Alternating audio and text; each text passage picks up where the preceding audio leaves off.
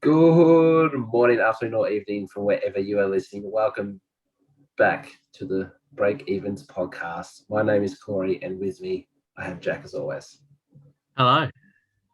So, before we get into everything, just a reminder that this podcast will be uploaded to YouTube at the Break Evens, and you can also find us on Twitter at Break Evens Pod. As we said at the end of last week, we are starting our little mini series. So, as we said, we'll be discussing the first six teams in alphabetical order. So that'll be Adelaide, Brisbane, Carlton, Collingwood, Essendon, and Freo. We will be giving you guys insight on where we think they will finish, who we think is Supercoach relevant, and maybe who is not. We'll go through all the relevant rookies as well that we think may have a chance to play early. And if all these players are in the best 22 in our eyes, and will play round one if fully fit. So hopefully it gives you guys a little bit of a mark to go to. So just quickly, just before we Jack starts us off with Adelaide, we'd like to thank everyone that tuned in to our first ever podcast last week. If this was on Apple Podcasts or on YouTube, we've got a great amount of listeners and views, and we appreciate the support. I've had a few people message on Twitter, and we've been chatting back and forth, which is great. So keep those coming through. Jack, I don't know if I told you this or not, but on YouTube, we've got 83 views, which is 83 more than what we thought. So You did not. I know we were at like 70 or something like that, which I thought was bloody ridiculous to start with. yeah, so shout out to the 83 people. And we had 12 listens on Apple Podcasts. So it's looking like the YouTube form is the way to go, but we're always going to be on Apple Podcasts because we're here. Why not? Because who doesn't love Apple? Yeah, exactly. All right. So as we said, we're going to go through the teams now. So Jack will start us off with the Adelaide Crows. So Jack, where do you think they will finish? And you can go straight into it. All right, so I have Adelaide finishing in 17th. 17. Yeah, Reason? um coach is very inexperienced. Yep. I feel like last season they had glimpses of where they were well, but they were very inconsistent. Yep. They're also a young side. So like they've got players developing all the time, and most of their main players you usually see miss with injuries, so it's also Yep. pretty hard for them. Yep. Awesome. My All right. first So my let's go first straight into it. player is their star recruit of the year, really, Jordan Dawson. Okay. Yep. He's at 550k. Jordan Dawson, in my opinion, is one of the must-have defenders this season. If you're not starting him, I feel like you'll need to bring him in at some point. He's currently got 12% ownership with an average of 101.1 last season. He was averaging 101 last season playing alongside the Seagull Jake Lloyd, who is a ball magnet and super coach bloody killer for Loyalty. anyone who he Yep. plays with. At Adelaide, I can see him taking, if not majority, all kickouts, which is more points. And I can see he's like getting the ball during the game. I reckon he can just keep getting around those 20, 22 touches. And I think he can, but I believe he'll bump his average around 105 and 110. 105 and 110. So you think he goes to that Jake Lloyd level? Probably like just under. I say 105 to 110 for Yep. leeway, but I like 107, 108 maybe. Yep. Just it also depends on the role, but I think he will have a similar role to he did at Sydney and taking more kickouts. Yeah. So I was actually reading up a bit about him, and he's looking to play that wing role.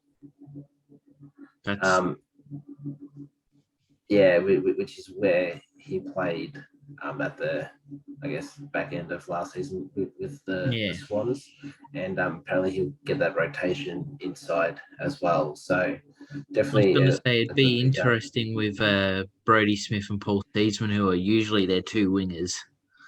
Yeah, you think one of them will get pushed to the half back, which I think would be. I think it'd be Brody Smith. Yeah, I'd say so.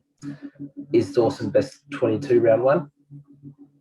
Oh, he's got to be. He's their star recruit. Yeah, if you said no, then I'll stop in the podcast. All right, who you got next? My second player at 459k, he's someone who always gets mentioned every year, and it's Brody Smith, a man we were just talking about. Yeah. He's coming in with an average of 84.4, which is where he's usually been around the last few years. Yep. He's at 1% ownership, so not many people rate him. And I'm the same. I don't think he's a good option. I can see if you're looking for a cheaper D3 to start, someone that's around the mid 400k because you don't have the money. I still think you can get better plays around that or cheaper than Brody Smith. So I would avoid. And with you saying that about him, like Dawson playing more wing, someone's got to go back. If he's going back, his super coach is going to be affected as well. Yeah, 100%. There was a few years ago, I believe people were talking about him, because he was getting that wing role and maybe that mid rotation.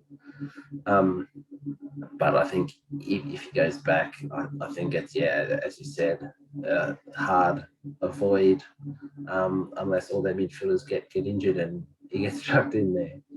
I mean, that's the thing with Adelaide, but it's possible. Yeah, and he seems just to get small little niggles and injuries. Yeah. I feel. Totally agree. I feel like I just put him in because he's someone that always gets mentioned. Yep. Or do I chuck him in? So that's the main reason why I put him in. My next player at 271k is Wayne Melira. Here we go. He's not played for the majority of the last two seasons through injury. Yep. So it's a massive worry for all of our super coach heads. But if he can have an uninterrupted preseason and he's injury-free, he's going to be a massive cash cow to start the season. Yep.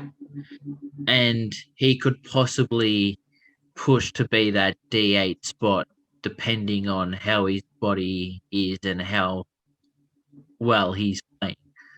Yep. So I think he's a good cash cow option who could be put as your defensive 8 option at the end of this season. Yeah, and he's been killing it in pre-season. Again, people will notice I say this a lot, but I was reading an article, and apparently he's looking pretty good, but we hear that every season. Then his calf goes. Yeah, that everyone's killing it, and then you see round one or even preseason games and half the people aren't as good as what everyone's been raving him to be. Yeah, so look, he's a big risk due to injuries. But if you're feeling crazy enough, why not? Risky, I love it. Yeah.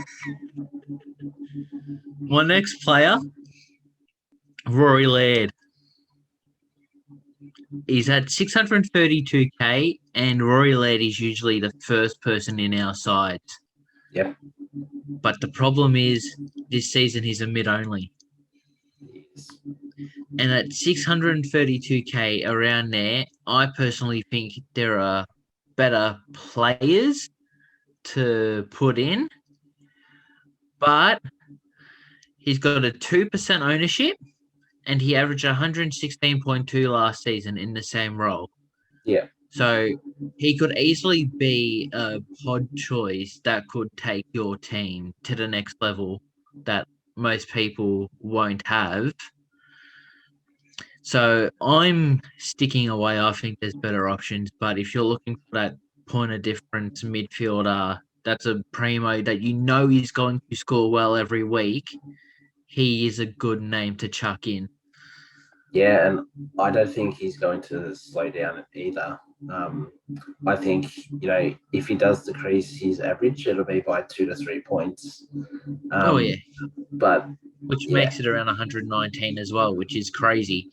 Yeah, so definitely a pod choice. And as you said, he's usually a defender and everyone chucks him in, but with mid only, I think people are trying to stay away, but I think he's still a solid selection. Maybe not start, you can maybe get him a bit cheaper if he starts slow.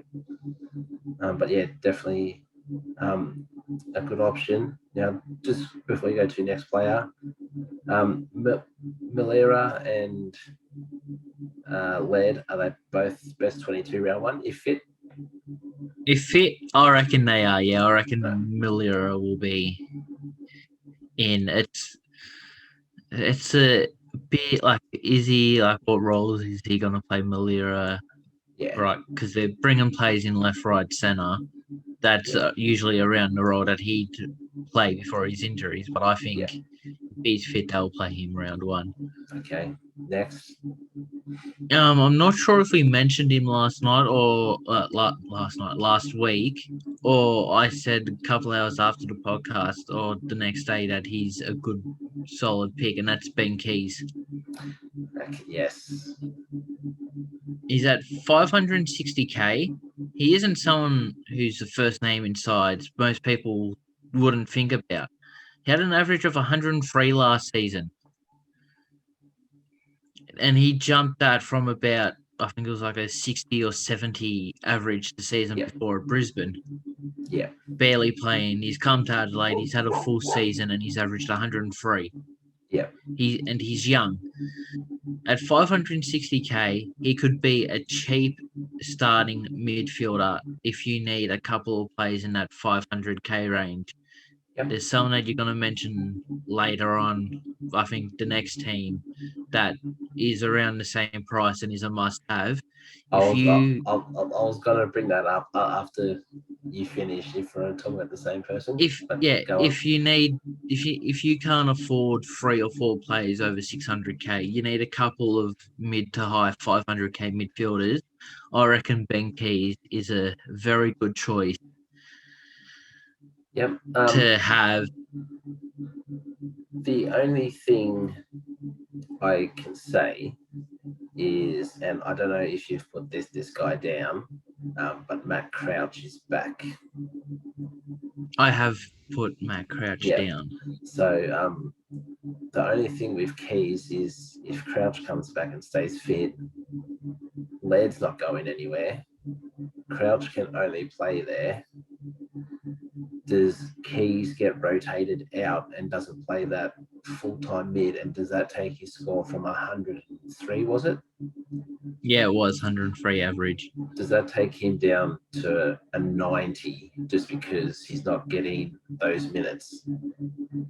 Well, I had a thought about it, and I don't think, because Ben Keys plays a different role to Laird and Crouch. He's more of a defensive midfielder. Yep.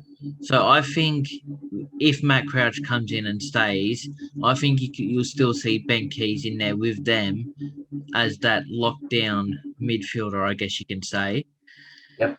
On the other teams, but that's the thing. He's a lockdown midfielder. He gets tackles. He has the 1%ers, but he also got a lot of the ball last year as well. That's why I think he's a good choice. Yeah, see, I just think out of the three, Keys, Laird, and Crouch, Keys is the one that can play different positions. Like, obviously, Laird can play on the halfback, but he's their best player. We hope that happens. We hope he gets put down the halfback for 35% of the first 6 rounds, and then he's in everyone's team. Yeah.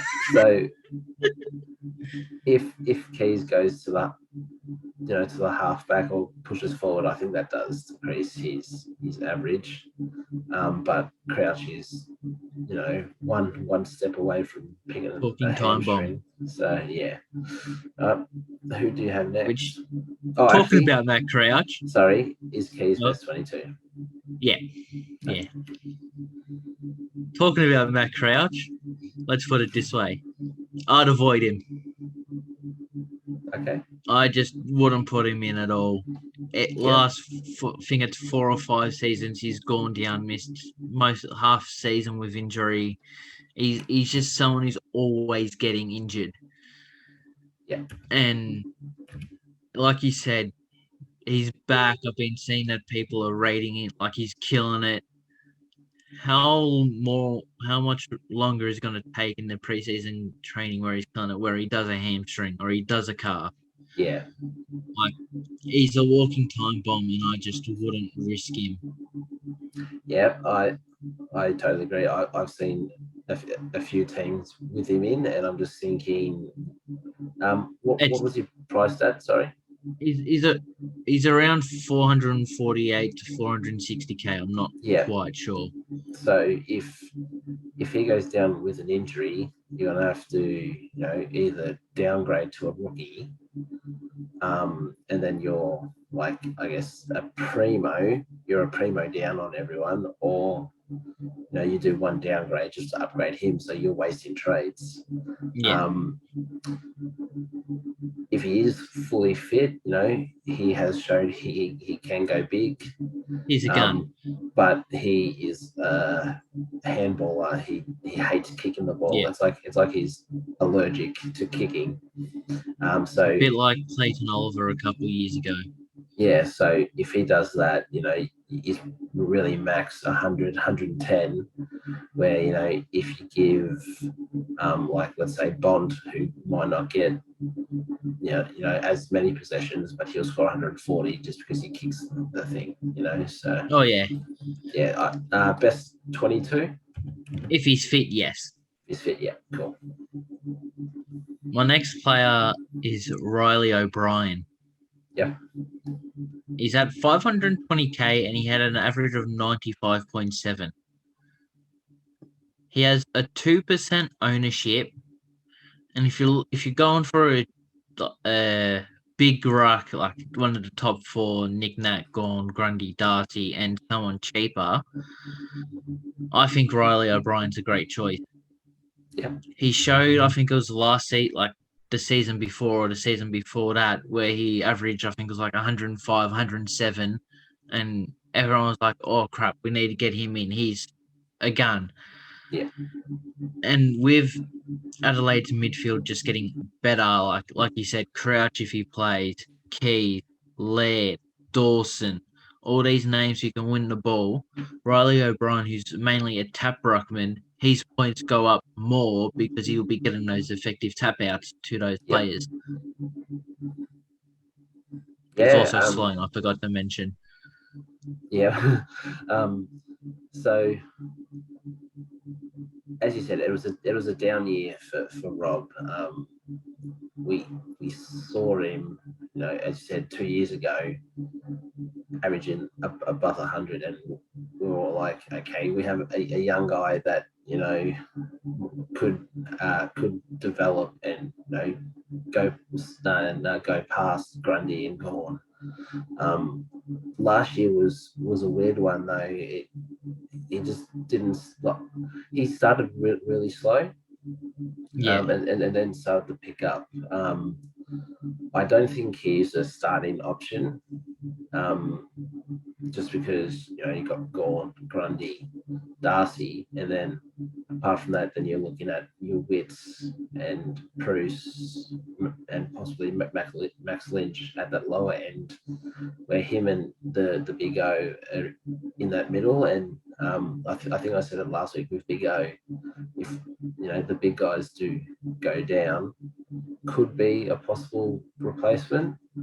Yeah. But I think Rob is just a draft player for now. Like I said, he could be a cheeky pick if you need a ruckman at the 520k mark. Yeah. And he's in the starting 22. I don't think you need to ask that. If it's not him, then Phil Thorpe is playing ruck. My next pick, controversial. Yeah. The Texan, Tex Okay. Walker. Yep. At 469k, Tex Walker, if it was not his best Supercoach season, it was one of his best. Yep. And at the age of 33, what is he, like 32 to 34, age-wise? He's getting up there. Right?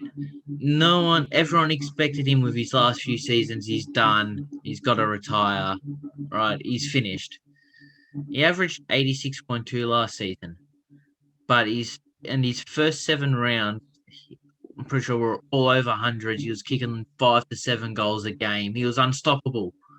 The new rules fit his play style really well. Do I see him as a good option this year? I'm leaning towards no for one reason only. The new dual position player rule. Okay.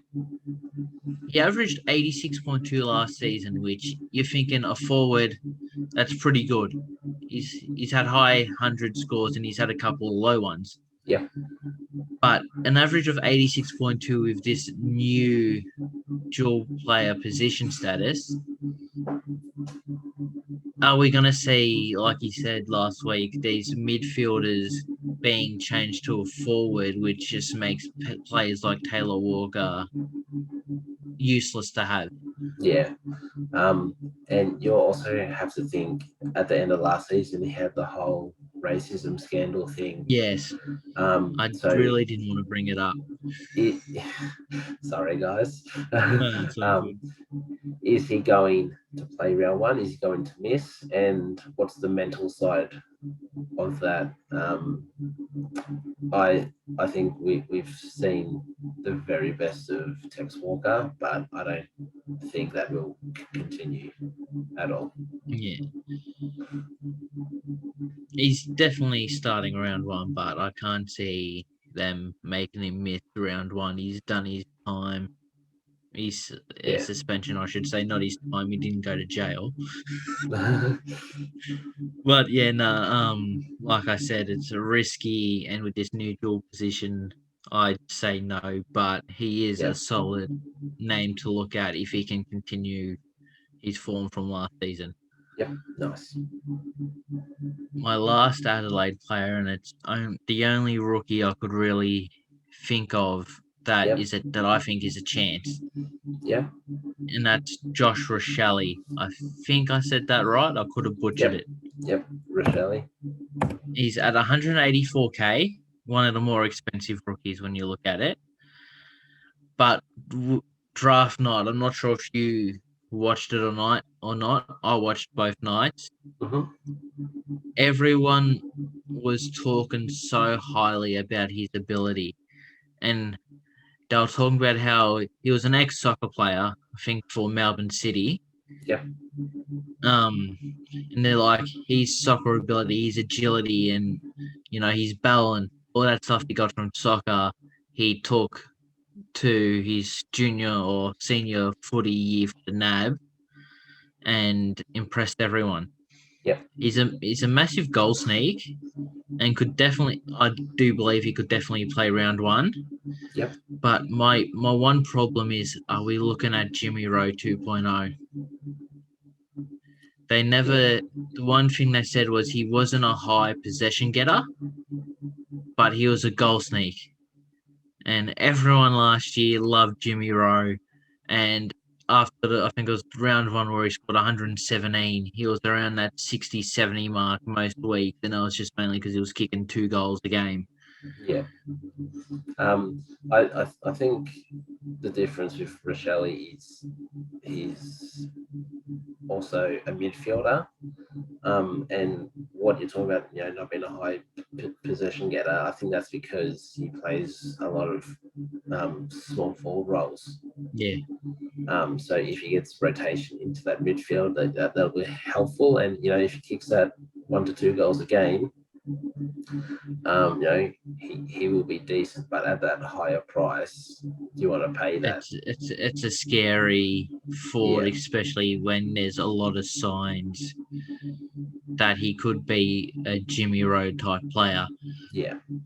And you've seen a lot of coaches who have midfield people who can play in the midfield in a different position. You see, they don't really go into the midfield until a couple of seasons after they're in the system. Yeah. Because so they can put on some more muscle and stuff and fit in there and not get bullied. Yep. Is he best 22? It's hard to tell with rookies this year. I think he could be. Yep. I believe he could play round one, but you just I can't tell what any coach is really thinking. It's between him and Rowe, Pretty much. think. So I actually had 4 more names down here, so we'll quickly touch on them. You said Sloan a little earlier. I'm not sure what he's priced at, but in a Supercoach sense, he used to be that premium around 115. I think he's slowed down with a few injuries. Yeah, he's had a lot of injuries. I'm pretty sure he's around 490k. Yeah. I didn't put him in because I didn't think he would be a choice to have. I didn't think he was someone that you can put in and you'd be like, I can back this guy in. Yeah. He's a gun, but Supercoach days are pretty much over, I'd say, unless you're looking for a draft option. Yeah, definitely draft. And I think he's best 22. Easily. Next one is, I reckon, Adelaide's potential for a breakout, and that's Schoenberg. Yeah, you spoke about him last week. I wasn't sure. He's in that mid 300k range. He's that awkward price.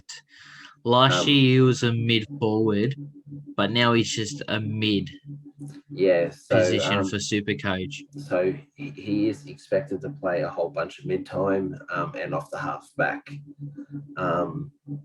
So if he brings a bit more consistency, I think he could be a good breakout. Not that 110, 115, but I reckon he can go 95 to 100. And he could easily make money for you to upgrade to one of the big boys. Yeah. So, depending on how the season goes, as you said, you can upgrade or you can keep him at that M8 spot if you're running out of trades. But someone to keep an eye on, but is a potential breakout. Next, I got Fisher Mccaey. He's had a couple of years in the system. He's gotten stronger. Last year wasn't really given a decent chance. I'm pretty sure he was injured. Don't quote me though. He could slide straight into that defense as a intercept player, the third tall, or maybe second tall, seeing Jake Kelly's just left. Jake Kelly and Talia. Yeah, two names there. He's I think he's around that 160k mark. So keep an eye on him. He's definitely a chance at 160k. If he averages that 75 to 80, he's going to make you 150 plus k. So yeah, keep an eye on him. And then we have Worrell, who played a game or two last season. I think one was a sub, so didn't really get a fair go.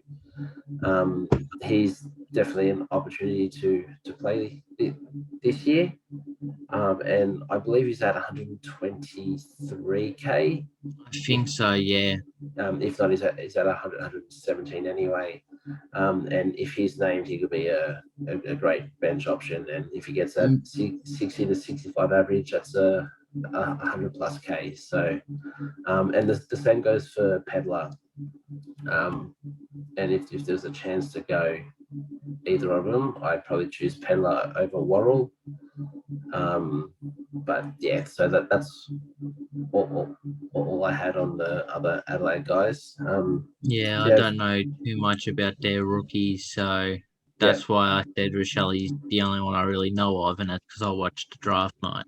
Yeah. Do you have anything else to add, or do I go to the mighty Lions? I think I'm done with Adelaide, so I'd say head on.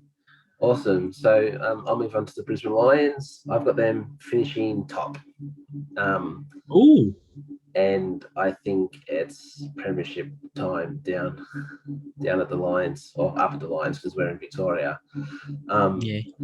So I'm going to start with Jared Lyons at 640k. He's a midfielder.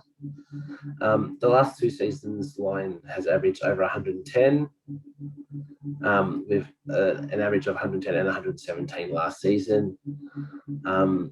He got an opportunity last season with Neil out,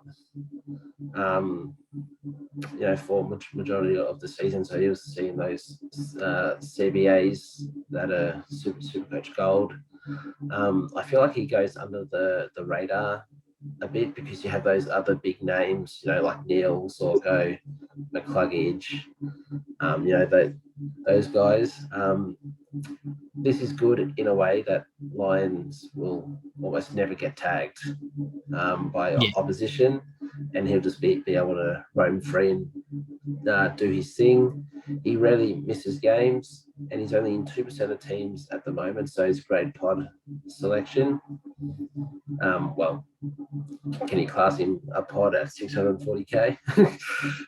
Well, I'd say yes, because every year you rarely see him inside, but he's always up there with the highest averaging midfielders. It's crazy. Yeah, and he has the scores in the past to back up his selection. My only concern is with the young guys expected to rotate through that midfield. Does he lose minutes? Is he the one that gets pushed out? We don't know. I think he's definitely a best 22 player. Anything to add, Jack? Easily best 22, but I feel like if he's one person to be pushed out of the midfield, I can't see them playing him anywhere else apart from a wing. With a wing, he's still going to get plenty of the ball because he's not a contested player. He's an outside runner and distributor. Yeah. So I feel like if he gets pushed out of the midfield, he'll move on to a wing and still have the impact that he has. Yep. So next I had Dane Zorgo at 595k. He's a mid only. So in 10 seasons of being able to watch the man, the myth, the legend Zorgo, he's only averaged under 100 4 times and under 90 just once. Playing 20 plus games in 8 of those seasons, Zorgo is a super durable player.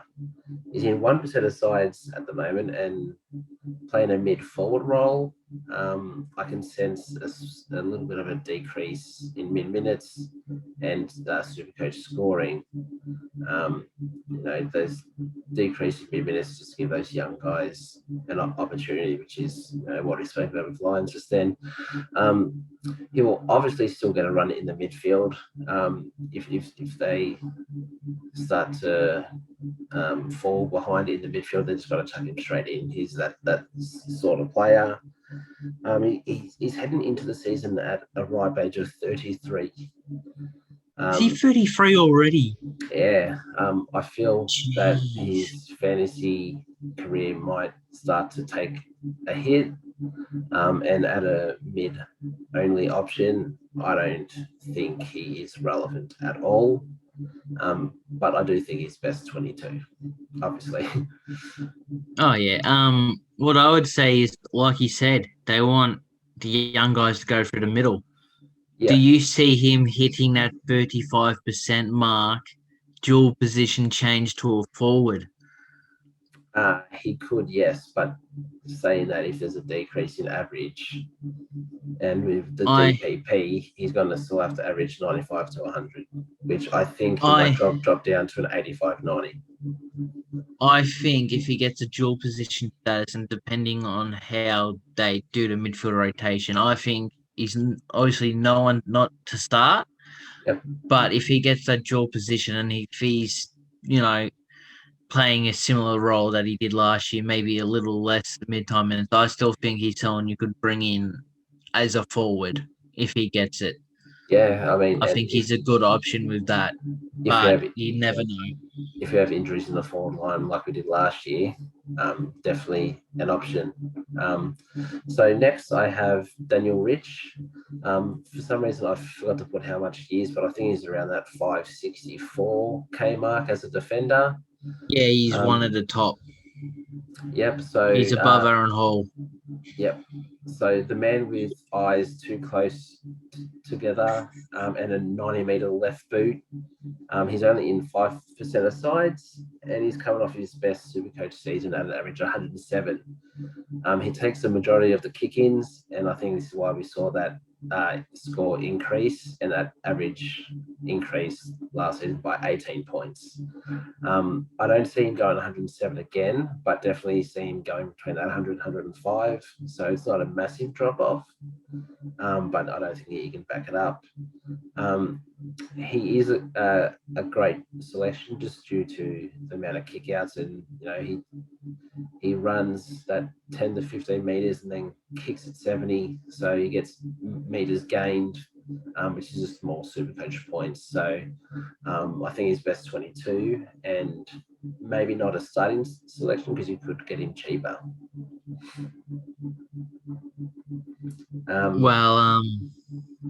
With Daniel Rich, I was actually considering chucking him in my team as a starter. I was looking at Dawson, Hall, Rich, around those players.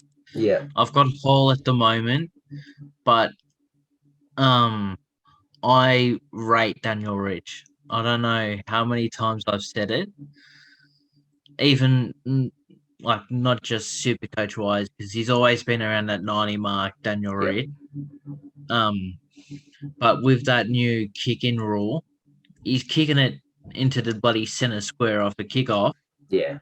And he's very effective with his foot. Yeah. And one thing we saw last year with Rich is he pushed up and he was getting inside 50s, which is more Supercoach points. Yeah. And we're seeing him kick the odd one or two goals every couple of weeks from outside 50. Yeah, that's a good point.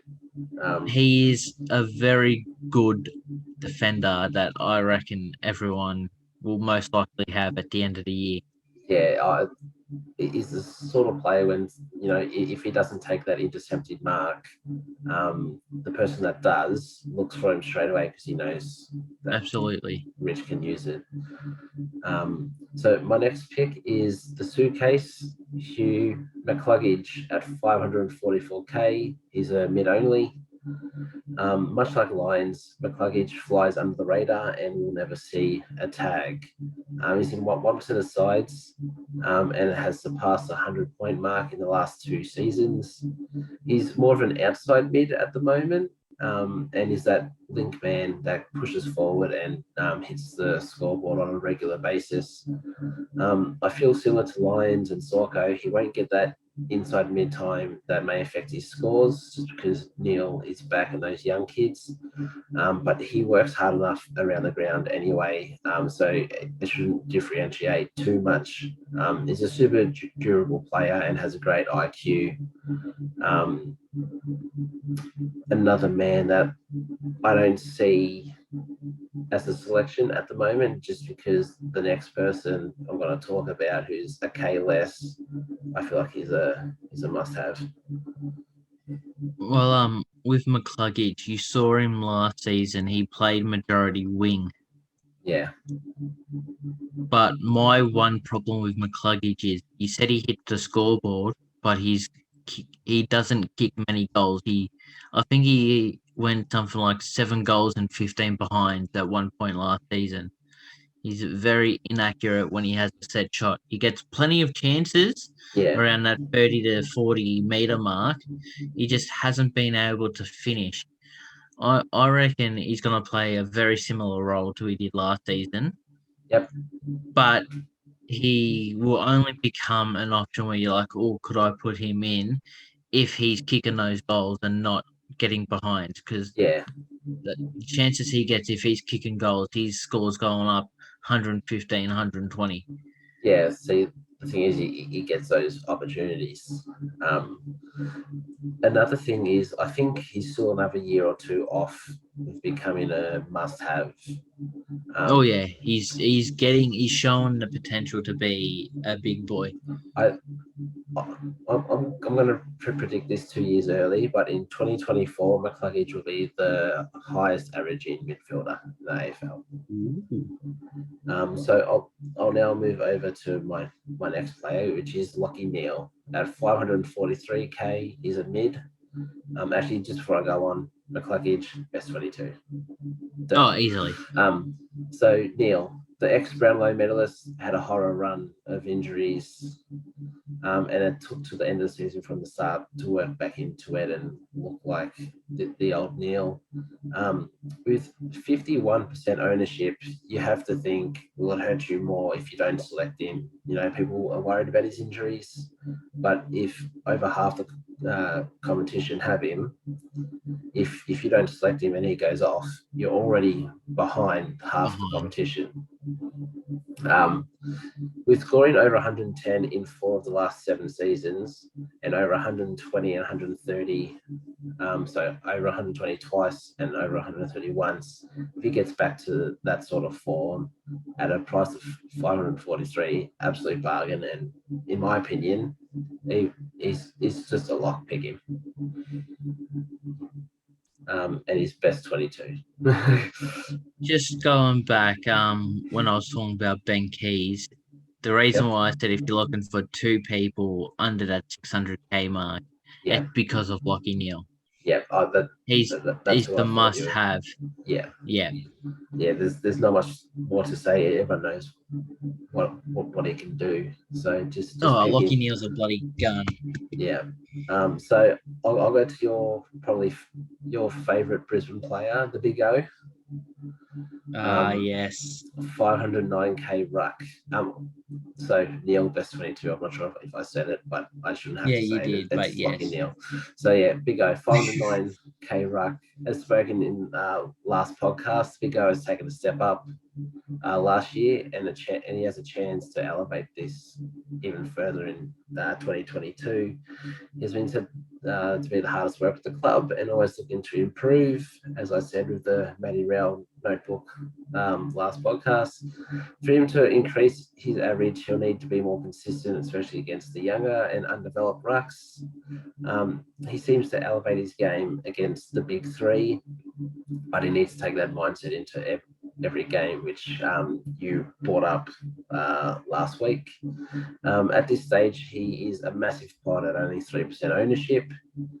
If you're looking to save some money, he could be your man or a great replacement if any of the big 3 do get injured. Saying that, I don't think he is a starting option at all. You either go the big 3 or the cheap guys. But definitely a draft selection. And as I said, if the big three get injured, you can always go down to it. I'm part of that 3%. Oh, okay. I am. Yeah, no, I was looking at ways how I could improve the team. Yep. And I took Grundy out and put the big O in. I'm sorry, it's going to hurt you. Right? And so you're going Darcy Big O? Yeah, that's what I've got at the moment. I don't know if it's going to stick, but I've done that and I've been able to make my team better all round. It's helped me upgrade a couple of players I was thinking about not. So that's the main reason I did it. I think he's going to take a step up. He's young still. He's 23, 24, maybe. I think he looks it at least. So if you're older, let's take it as a compliment, mate. But like we saw last year, he's got the potential to kill it. They don't really have another ruckman, so he's going to play majority of the time in the ruck. Yeah. But he's that bloody tall, it's impossible to stop him. When you saw with Brisbane last year, people do from free kicks outside the 50 and stuff. You had him, Hipwood, Danaher. Yeah. He's played forward. He's proven he can kick goals and very accurately. Yeah. He's like, I know you're not going to bring him up later, but he's like a Mason Cox where it's very hard to defend him if he's getting the right delivery, of course. So just going back to you selecting him. Yeah. If I was in your shoes, I would have gotten rid of Darcy instead of Grundy just because of injuries. But it's not my team, so you can go with whoever. But if you want to save 2K, shit, they might be able to get me the bond. Yeah, definitely. All right. So I'll move on to our next, which is Zach Bailey. Guy I brought up last week. At 459k, he's a forward mid. Also Big O. Yes, the best 22. Yeah. Bailey, so he's 6% owned, and he's a super talent and one of my favorite players to watch. He goes hard at the ball, applies pressure, hits the scoreboard consistently, and he loves the celebration, which you're a big fan of, Jack. Oh, who doesn't love a celebration? Hence Jimmy Rowe. He mainly plays as a forward, but has seen some mid times, and as of late, I've heard that he should be getting some more mid time. Hopefully, if he does that, he's definitely a good selection, I feel. He won't be a full mid. He'll be that rotation player. But if he gets a solid amount of time in the mid, he's a damaging enough player and can make a big impact, which screams Supercoach points to me. So if he gets that right role, he goes 95 plus, I feel. If he doesn't, he goes at 85 to 90. And he's best 22. He's someone I was considering with my second forward spot. Yep. I've gone someone else who I can see you bringing up later. Yep. But I reckon Zach Bailey is a fantastic choice. Yep. I really do. I agree. Because I can see him playing more up the ground. If it's not inside mid-minute, like I said last week, it'll be wing minutes. And he's not really a contested ball player like McCluggage. They're more get it on the outside and run. And he's very quick. And he's very good at using his foot while at top speed. Is that how you say it? At his maximum speed. Yeah, he's speed. Very good at having that composure at that speed to hit a target. And we've seen kick a goal on the run. Yeah. He's definitely a good selection, but someone to to look out for on roll. Next, we'll go Cam Rayner at 278k as a forward. Going down with an ACL injury last pre-season, Rayner has been on the long road back and he's looking great right now. I've got a quote here because they had a match sim. It was either yesterday or the day before. Rayner was another to impress, looking right at home in the middle of the ground alongside Neil, Lyons and Bailey. He's well and truly overcome the ruptured ACL that wiped out his 2021. That was on the Brisbane Lions website.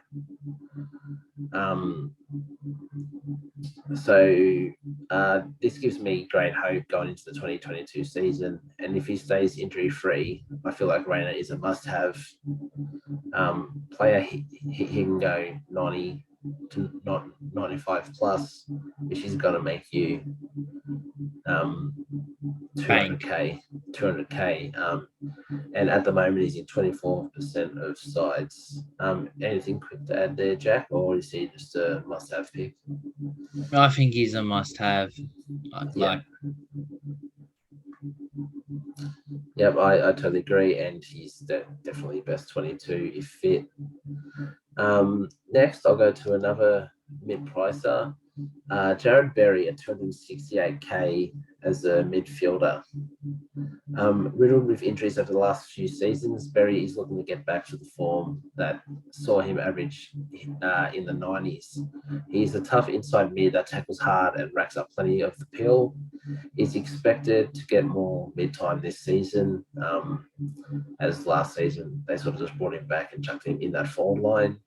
But how much time will he get? That's the big question. I can see him pitching in the mids, but playing majority of his time in the forward line. He has been in and out of my side all pre-season. At the moment, he's out, but I feel like I can try and fit him in if needed. I'll watch him through pre-season and make a judgment from that. He's currently only in 10% of sides, which is interesting to me. I'm just looking at the match sim notes, and it did say, so aside from Neil, Rayner and Bailey, Lyons, McCluggage and Berry also got some mid time. So that's good. It's just how much mid time, and he is best 22 in my opinion. Yeah, Berry, it's a tough one. He's a Brisbane player that I've loved watching the last 3-4 years. He's a tough nut. He gets those contested possessions in the middle. Yeah. I don't think he'll be playing much midfield. Okay. Like, they had a match sim, so you got 3 players from, from the same team going up against each other. Yeah. You got about 8, 9 midfield options. You'll probably get a run in there. Yeah. Probably not too much, especially to start the season. I reckon he's in a void, but a void right now, but with preseason, see how his role is. And preseason games, they have Supercoach, so you can see roughly where he is fitting in with a Supercoach score wise. I just don't think he's someone to have. Yeah, he's been in and out of my side. It's either him or Finn Mcrae for me. So I might just toss a coin before the first bounce of round one. So I'll go to my next player, which I'm really interested in. That is Nakaya Cockatoo at 265k as a forward. Has played 37 games in 5 injury-riddled seasons, which isn't great. The ex-Cat came to the Lions last year and could only conjure 4 games later in the season, and that's just because of injuries. He's a highly talented player that, if he gets a good run of health, could become anything. The 25-year-old has been looking explosive so far this pre-season in that half-forward role. Might be a sneaky chance to get some mid minutes.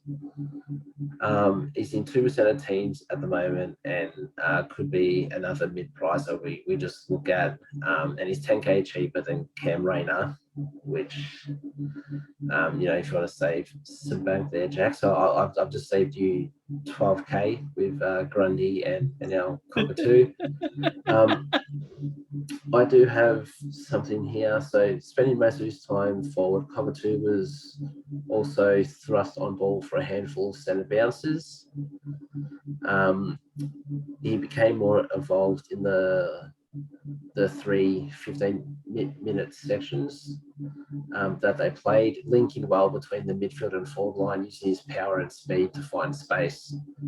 I feel like he's been overlooked because we have Rayner, who's probably going to play more mid-time than Cockatoo, but I mean, a great selection if Rayner goes down before pre-season.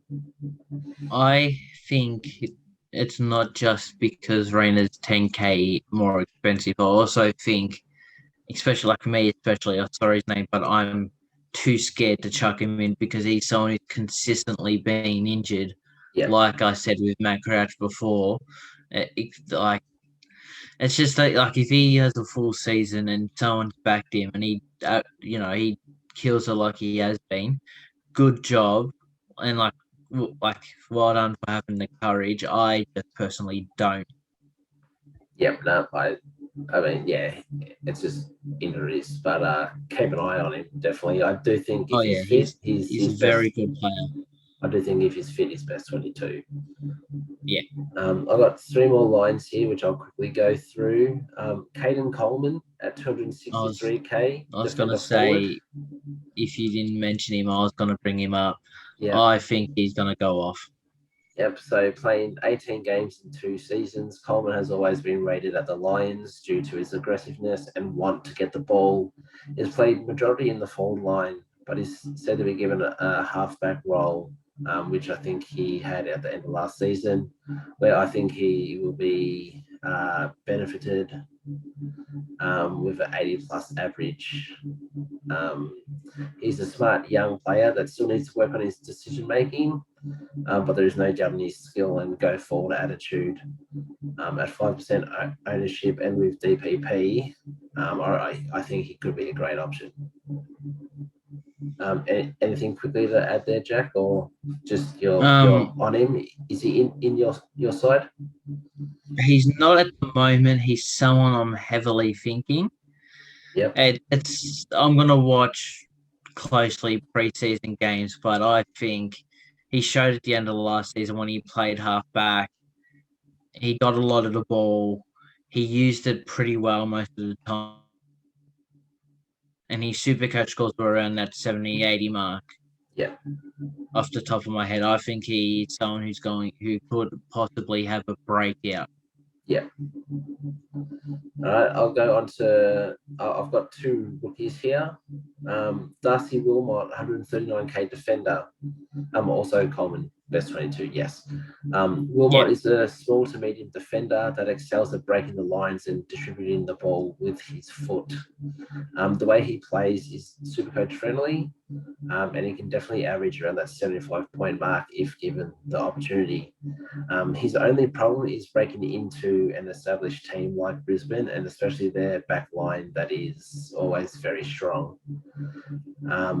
He may not get an opportunity this year or early in this year, but he might be a chance later if a few injuries, or definitely next season onwards. He's someone to look at. Best 22, I have no. My first no for tonight. Yeah, no. He's someone that I had in my first team as that defensive option, but Brisbane's defense is just way too good. Yeah, that's his problem. It's just a great defense. And Next, I have Eli Smith at 123k as a forward mid.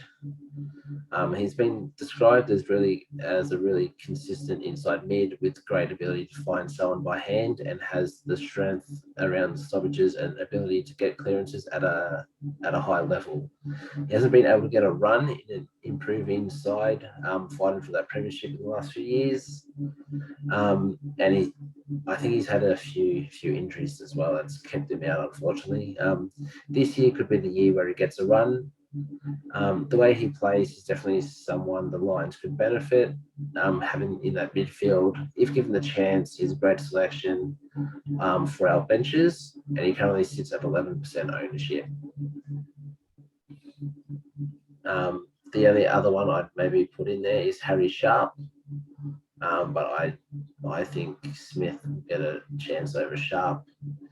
Is Smith best 22? At the moment, no, just because of apparently they've got 15 midfielders. So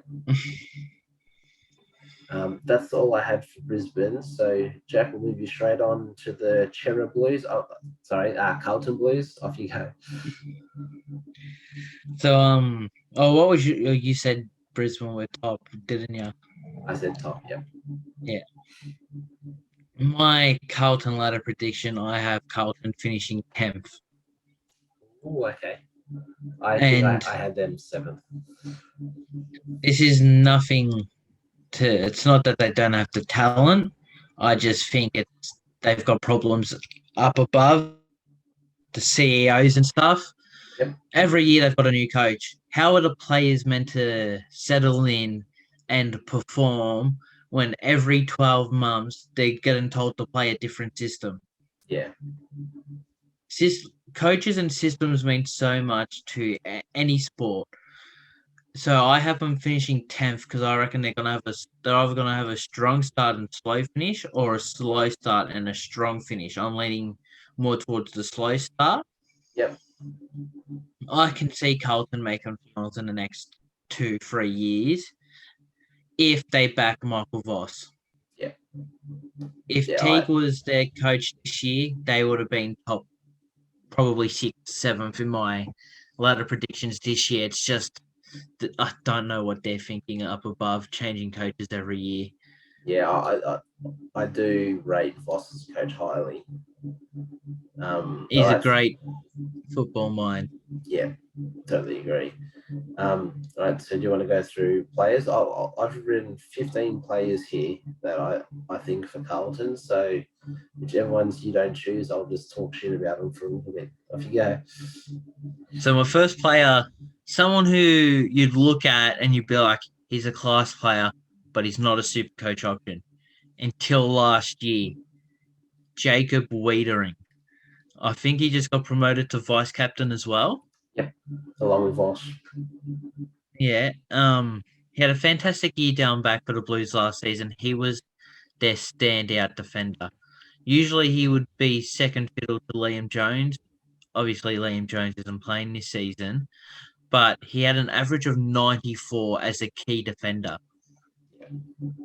Now, that puts him in line with someone you didn't mention that I probably should have brought up, Harris Andrews, who's also a key defender and averaged 95 last year. Yep. With that, Wiedering's average of 94, he had 8 scores over 100. Yeah.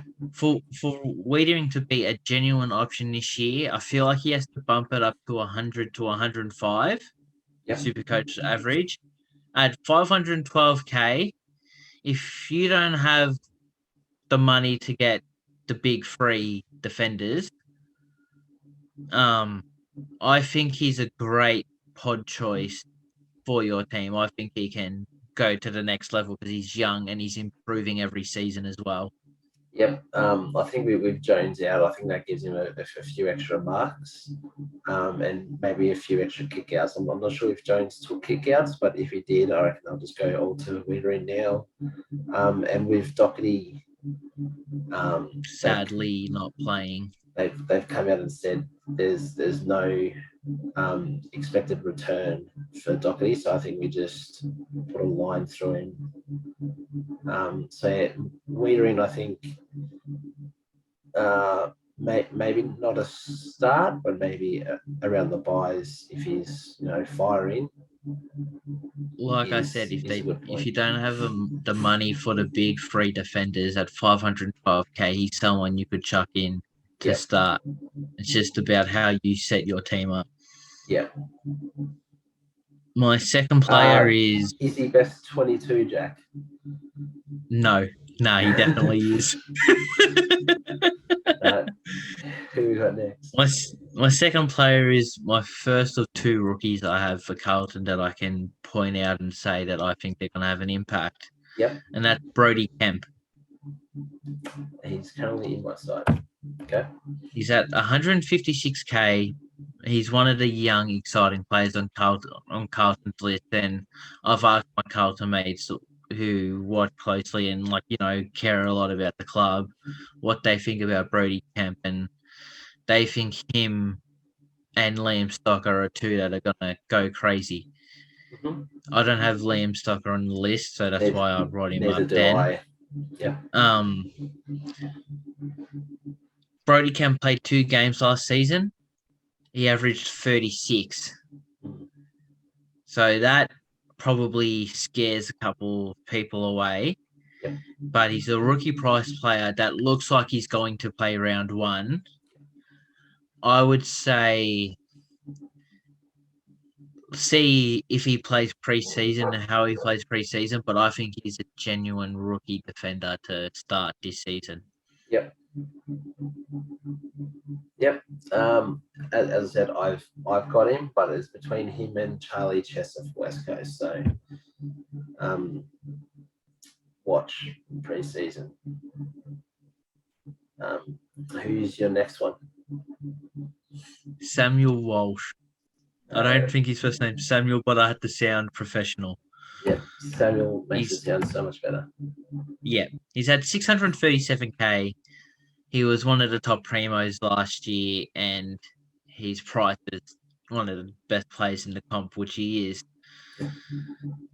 My problem is I can see, like I said last week, a lot of teams putting a defensive-minded mid on him and trying to shut him out.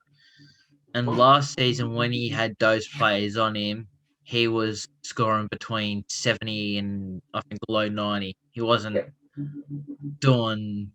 He couldn't take a tag last season.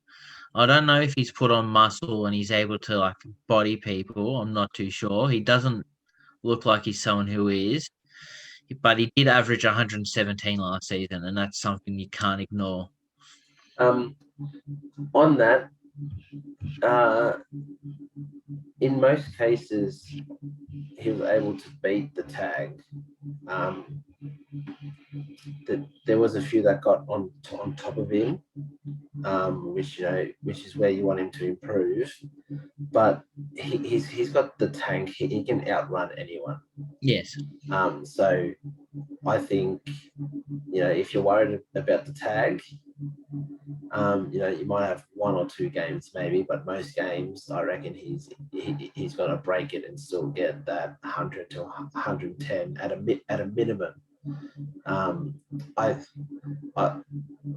want him in my side, but I'm not going to start with him. Well, like I have here, he's not someone I'm looking to put in. Yeah, I think he's going to get a lot of attention, and it's going to, I'm not too sure how it's going to go, but 33% of Supercoach players believe that he is their man. Yeah. And at that price, if 33% of players have him, that's crazy. Yeah, he's definitely an trade, an upgrade option for me. Yeah. All right, who you got next? Man, I spoke about last week, Adam Chera. I'm having a mare. He made the move from Freo to Carlton. averaged 90.1 last season and has a 3% ownership. For me, it's a no. I can't see him playing many inside mid minutes like he did last year to get that 90 average. I can see him more playing as an outside mid that goes into the middle. Yep. For him to be a solid choice, he'd have to at least hit that 100 mark average to be that M8 player. Yep. He's sitting around 490k. Yep. I don't think he's someone to put in. I reckon he's a good draft selection because I reckon he'll still get around that 90 mark. Yep. But for me, it's a no. And yes, he's in the best 22. Yep. Walsh best 22 obviously is Kemp. Like I said, I believe he could be. Just got to see preseason and that. Yep. Nice. Who's next? You don't have anything to say about Chara? No, you've pretty much said everything I wanted to say. Patrick Cripps. Birdman. Yep. For me, it's a big no. I agree. He's a gun player. He has been. He's just not a super coach player. He's at 454k. But if my prediction's right and Sam Walsh sees a lot of attention, he's someone who's going to find a lot of the ball. Yep. So I'm saying a no. I wouldn't get him. Draft is if you need someone and, like all the big guns are gone, he's someone you could put in, but I can't see him really getting over the 86, 87 Supercoach average mark this season. Yep. I totally agree. He's just not the same player anymore. Like he used to average 115, 120, but the fitness team at Carlton and the fact that he didn't get any help have just destroyed his body. He's still a gun player, but super coach, as you said. I don't think he's it. One thing to add with Cripps that I did see, I think it was earlier today. Yep. He's put on 10 kilos, and apparently in the training, he's been just bullying. Yep. So that is something to look out for. He's someone definitely don't start, but if he has a big first half of the year, I can't see him jumping up price-wise too much to say that you can't chuck him in as a M8. So didn't they want him to lose 10 kilos last year? He did that. Yeah, he lost 10 kilos last year to be more agile and have more stamina. Yeah. But they saw that didn't really do much. So they told him to put the 10 kgs back on and be that bully boy that he was. Yep. Okay. Who you got next, Jacko? Charlie Curnow. If this man has no injury problems, you are stupid to not have him in your side at 224k. He's an exciting young player. He's getting towards his prime, but he has that X factor about him. He's hard to defend when he's up forward. He's got a great mark. He's got a great kick. He's got a long kick. Yep. And from what I've been seeing, he's been getting midfield minutes. Yep.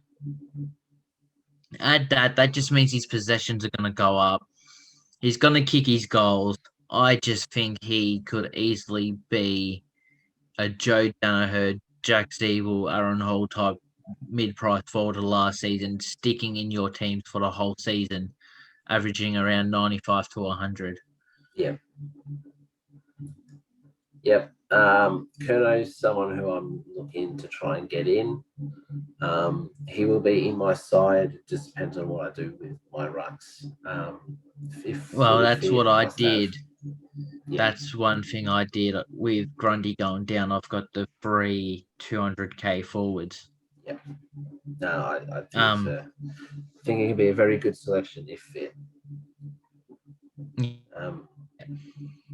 My next player, the Coleman Medal winner, my mate Harry Mackay, at 421k. He had a massive jump last season while playing through injuries. He played most of the games. I think he played 20 games, and he played injured for a lot of them. He averaged 77.4 with his injury-plagued season that he played through. Yep. Just like I said with Tex, I feel like it's a no for Supercoach because of the dual position status changing every 6 rounds. I don't think he's gonna push it to that 100 mark where you need to be as a forward with these new changes. If they didn't add it in like Tex, I would say he's a great mid-price forward to put into your teams. It's just that rule change just kind of screwed that over for most key forwards in general. Yep, no, I agree. As I said last week, I rate him higher than Curnow, but in a Supercoach sense, I don't think he is a selection, especially at his price. My next pick, Mitch McGovern. Mitch McGovern. The Gecko. At 256k, he's been given a roll down at full back alongside Wiedering, which he can utilise his great marking and athleticism, those abilities. Another one who's been dragged down with injuries. If he can stay fit, I can see him at 256k being someone who makes money for you. He'll average around that 60, 70 mark, but I think he can jump in price and then allow you to upgrade to a Premo if he's fit. Yep. The only thing, so again, I was reading an article, Jack. Who would have thought it? They got asked where McGovern will play, and they said, look, he's been training in defence, so he'll see some time there. But that doesn't mean he's not going to play forward. He could do like a 50-50 split. So really, if you're picking him, you might be picking him for half a game. So hearing that, I don't think is a selection. But if that changes and he plays that intercepting role pretty much full time, then he could be a very good pick. My last pick. Yep. My second rookie for Carl, Jesse Motlop. Yep. From his draft night highlights, he seemed like a fantastic young gun and very good on his feet, very agile, kicking 2-3 goals a game. He looks exciting to watch. My only worry is he going to be able to break into that Carlton forward line? They've got those small players that they rate in their forward line, and you got Charlie Curnow coming back. He's at 117k, so if he's breaking into the side, he's a must-have, even if it's just as a bench. Yep. But I don't know I don't think he'll play round one. Yep. So Betts retired, so they're looking for a replacement for Betts. It's between Motlop and Durden, who I've written down. So I'll smash him out quickly. They're basically the same player. Durden's just a bit older. So they're fighting for that Eddie Betts replacement. And Levi Casbolt left, so I think Curnow takes his spot in the side. So watch pre-season for Durden, who's 143k, so he's a bit dearer. But if Motlop gets to go, definitely a bench option.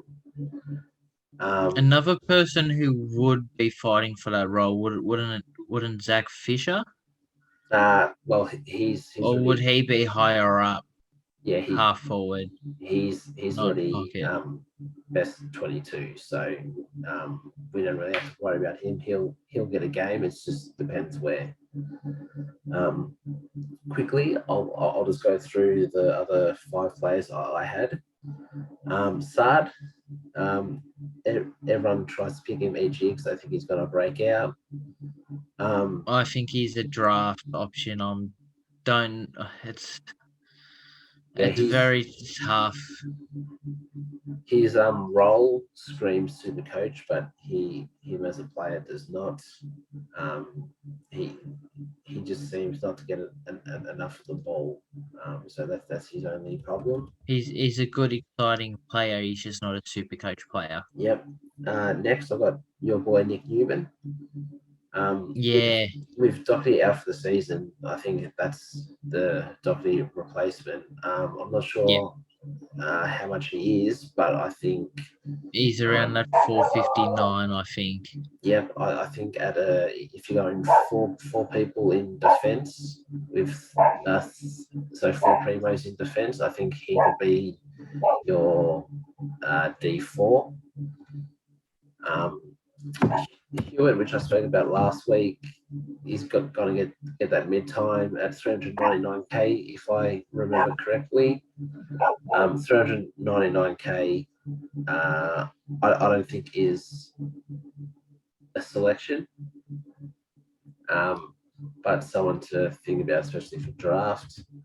And the next 2 I've got as like Liam Jones replacements. Marchbank, he heaps of injuries. I think he's about 202, 206k. 90. Wait.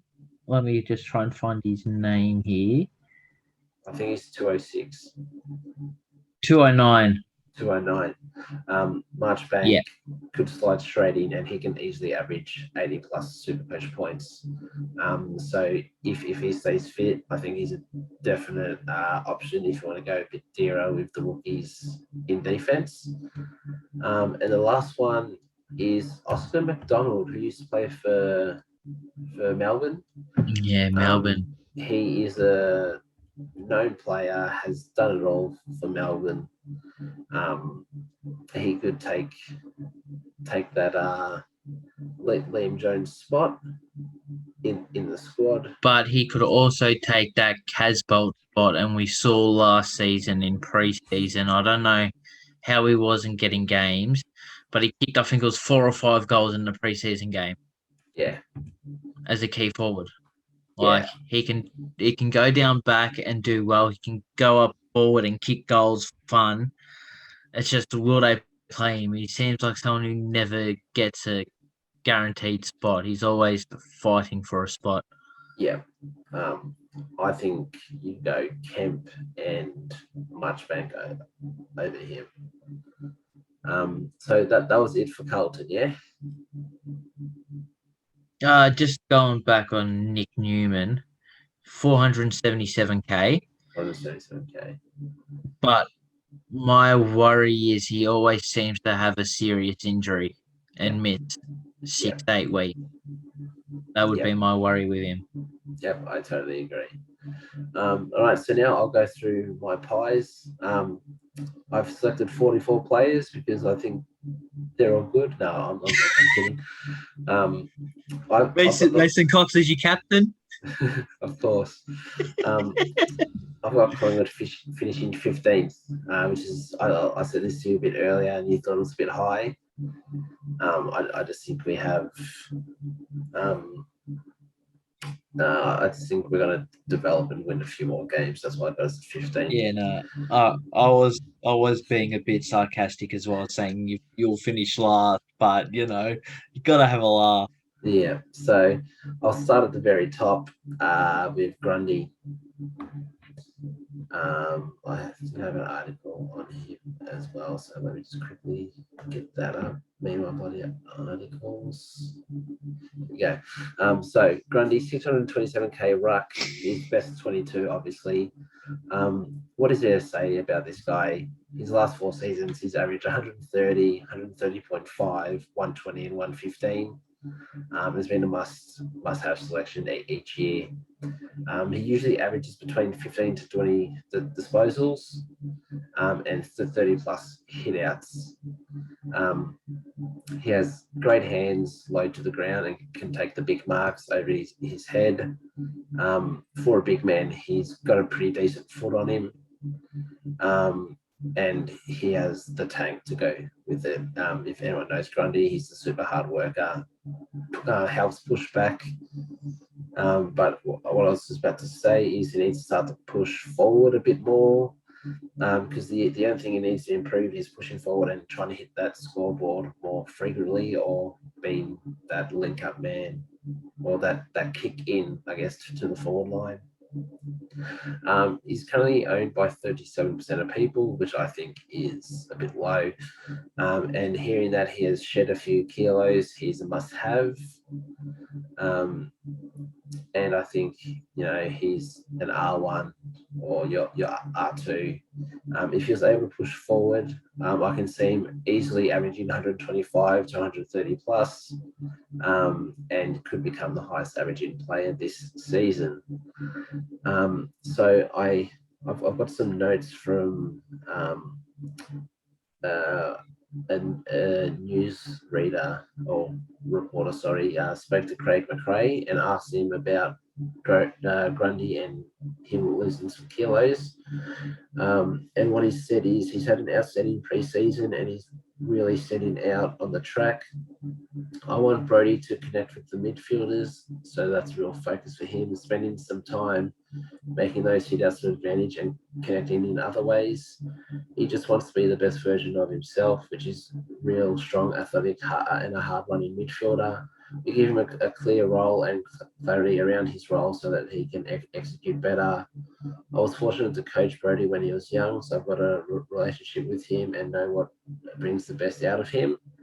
Clarity in his role is something we can really drill down on. I think, and in brackets, new midfield coach and coaching director, Brendan Bolton, will be great for him. So, tap outs, past relationship, knows what, how to get him firing. I think, lock him in.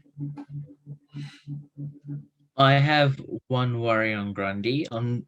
It felt like last season after he signed that mega contract, it looked like he wasn't motivated to play.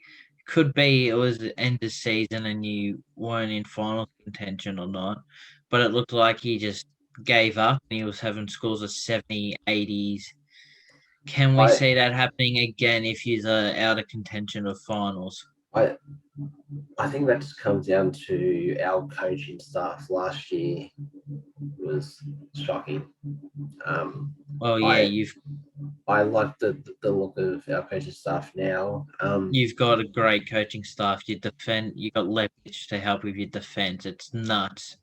Yeah, and I think he still had a bit of a neck injury, but he was still able to play. So yeah, look, I think he's a lock. Agreed. Oh no, he's a gun. It's just that end of season last season looked like he had given up. Yeah.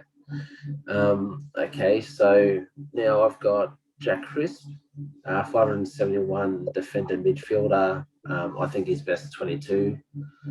The man that never misses a game, super durable player. I believe his last game that he missed was in 2014. So it's 7-8 years ago almost.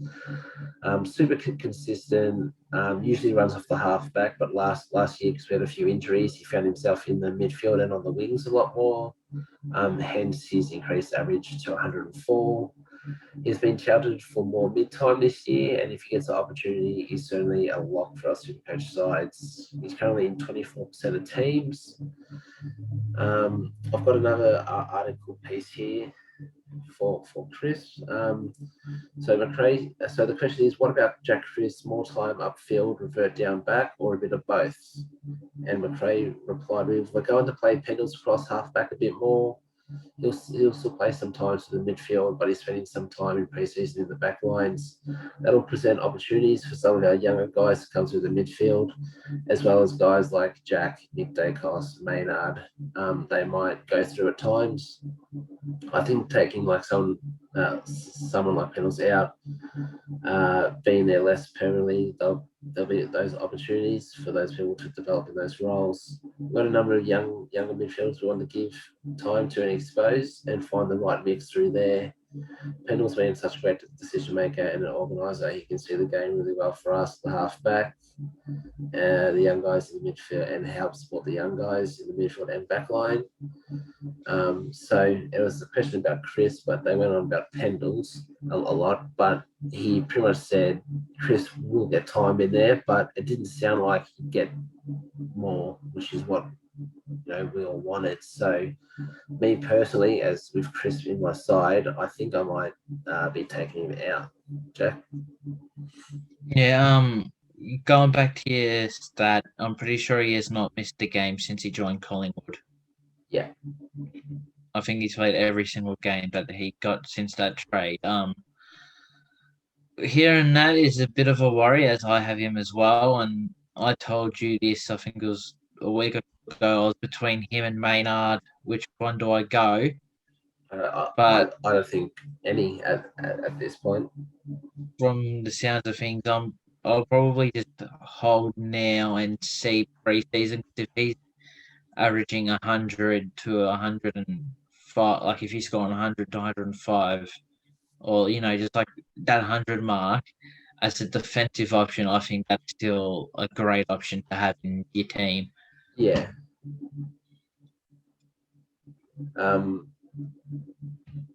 Okay, so next I've got Taylor Adams at 516k. He's a midfielder only and he's best 22.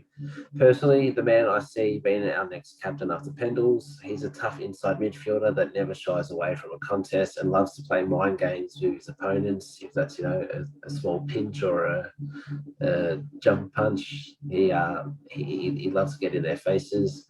The only knock on Adams is that he's guaranteed to get injured during the season. In his 10 seasons, he's only played every game once. He averages usually between 95 and 105 Supercoach points and can be a great M8 come season's end, but not a starting selection at all. He's currently in 2% of sides. Yeah, Taylor Adams is a genuine bull. Yeah, but those injuries. No other way to put it. He's just a bull. He's a gun. If he can stay healthy, and with what you're saying with the midfield, sounds like he's going to be that real leader in there. Yeah, I think his average could go up to 105 to 110 if he doesn't get injured. Yep, I agree. So next I have Braden Maynard, your boy. 502k defender, best 22, yes. Pardon me. Usually not someone we think about when it comes to Supercoach, even after coming off the last 2 seasons where he's averaged 92 and 102. Maynard usually plays off the halfback and sometimes plays a defensive tagger. He's in a spot in his career where he can take his game to the next level, and like everyone else in the league, he's been said to get some more mid-time. But as we said, as you heard with that article, it's not looking great. I can see him averaging 95 to 100 if he gets that mid-roll. But I have seen some photos and footage of him over pre-season, and it looks like he'll stay down back and just have that small pinch hit in the midfield from time to time. 2% of teams at the moment. Anything to add there, Jack? Or my thing with Maynard is I think what let him down a lot last season was his anger. You'd see, like, it was a tough year for Collingwood, and you could see players were frustrated with how good yous were previous seasons, playing finals, had a semi-final, a few semi-finals, had a grand final appearance. Yeah. You could see he was visibly frustrated with the drop, and that affected his Supercoach because he was taking kick-ins last season, Yep. But towards the end, like mid and end of last season, he was turning it over a lot from the kick-ins because he was getting don't get me frustrated with started. previous plays, and he lost his head and he just kick it and hope. If Oh, he can keep his head straight, know that it's going to be a process, probably not finals this season or next, but in a couple of years. And if he can work on his mental side of his game, I think he can take that leap back to 102 average. yeah, the amount of times he'd play in from a kick in and then kick it out on the fall. Oh, You love to hate him. Next, I've got the Captain Pendles, 492k mid, best 22. Yes, so Mr. Consistent has averaged over 100 in 13 of his 16 seasons. Is usually first selected in most years, but at the ripe age of 34, with a few niggly injuries coming in. The Pendles Supercoach boat may have the fate of the Titanic. I think it's down. For those on YouTube, you would have seen the hand movements. If not, Apple. you just hit an iceberg. That's a bit weird. Yes. So it's, as we heard before, tell to play in defense this year, which is great for us super coaches because by round 6 or 12, he could be a mid defender. It is a super coach friendly role, and he could almost do what Dyson Heppel did last season. If he averages around that 100, it could be a great option in defense. So he's currently in 1% of teams. Could be a great pod for those riskier super coaches that are expecting him to get that defensive status. But he is coming off a small fracture, but he's back in the full training, yes. I believe. So he'll be there round 1. My thing with Pendlebury is if he gets that defensive dual position, he will definitely be in my side this year. Yeah. His composure at the halfback, you'll probably see him take kick-ins if he's playing in the back line. Yeah. He's got composure. He's a proven beautiful kick at the football, just like every left footer. Yep. Especially coming off the defense. Yeah. I think he will be around that 95-100 mark again. Obviously, like you said, he's 34. I reckon him going to the halfback is to make sure he plays 20 to 22 games this season. Yeah, I agree. Next, still side bottom at 475k forward mid. I think he's best 22, yes. So I thought long and hard about putting him in here and if he's super coach relevant. My brain says he isn't relevant at all. But seeing and hearing that he's going to play majority on the wing and has been in pre-season, could this help revive his super coach career and that super coach points and hopefully get closer to that 100? Realistically, I don't see that happening, but you never know. In 1% of teams, I would stay away. I agree. I just chucked him in there. He's kind of like Pendlebury. He's towards the end of his career as well. Yeah. I think his super coach days are done. Yeah, no, I totally agree there. So next is your boy Jordan De Goey Jack. 463k forward mid, his best 22. I'm going to nickname him the Cat because he has 9 lives. How much more can this man do and get away with? It's ridiculous. But this is a Supercoach podcast, so I should probably talk about Supercoach. In the world of Supercoach, people are talking about De Goey and the potential for him to break out this season. Last season from round 13 onwards, he played more of a midfield role, and we saw a substantial increase in Supercoach scores with scores of 115, 114, 124, 114, 80, 138, 85, 119, and 102. With a floor of 80 at 463k, can be an unreal option this year. Saying this, he needs consistent minutes in the midfield, and with the off season, he has had, and with a new coach, and so his role is up in the air. We're not 100% sure. I spoke to you the other day. In our match sim, he played 80% of the time up forward and 20% in the midfield. So that just might be he has to earn his stripes again to get that opportunity, or they're It could just be fitness. Yeah, or it just could be fitness and it's trying to ease him back. 12% ownership, so keep an eye on pre-season, but could be a great selection. Yeah, well, he's in my team, and like I said last week, I said we need to forget about him as a person and think about Supercoach, and he's a serious option, especially forward this year. Yeah. Not as a midfield choice, but as a forward, definitely. Yeah. So next I got Howe at 427k as a defender, best 22, yes.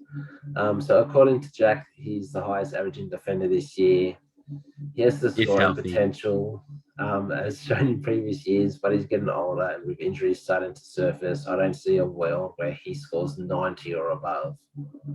I see him going 75 to 85 at max, currently in 4% of teams. I'm sorry, Jack, but he's a hard avoid. Do not touch this man. I don't have him. He's someone that if he can stay healthy, I'm looking to chuck in. But he showed last year that he still has 122 Supercoach scores just falling out of his shoes. Like, he's a serious scorer. Yeah, unfortunately, I just don't see it. I'm happy to make a bet, but I don't think he'll average above 90. Look, I don't like bet, but I reckon he's gonna have a good year if he's healthy. Very good year. Maybe we'll put a poll up on Twitter, YouTube, Twitter and see. So next I got Isaac Quaynor, 406k defender, best 22, yes. Like his initials, IQ, this man has that as a footballer and has been improving with each season. Going into his fourth season now, I can see him breaking out, and I think he's the number one breakout option at Collingwood this year. He's got good marking, reads to play well. He's good by foot.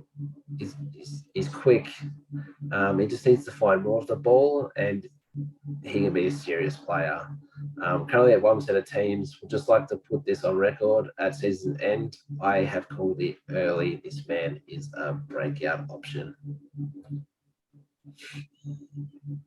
I'll go next. I've got an article on this bloke, so I'll just get that up quickly. There it is.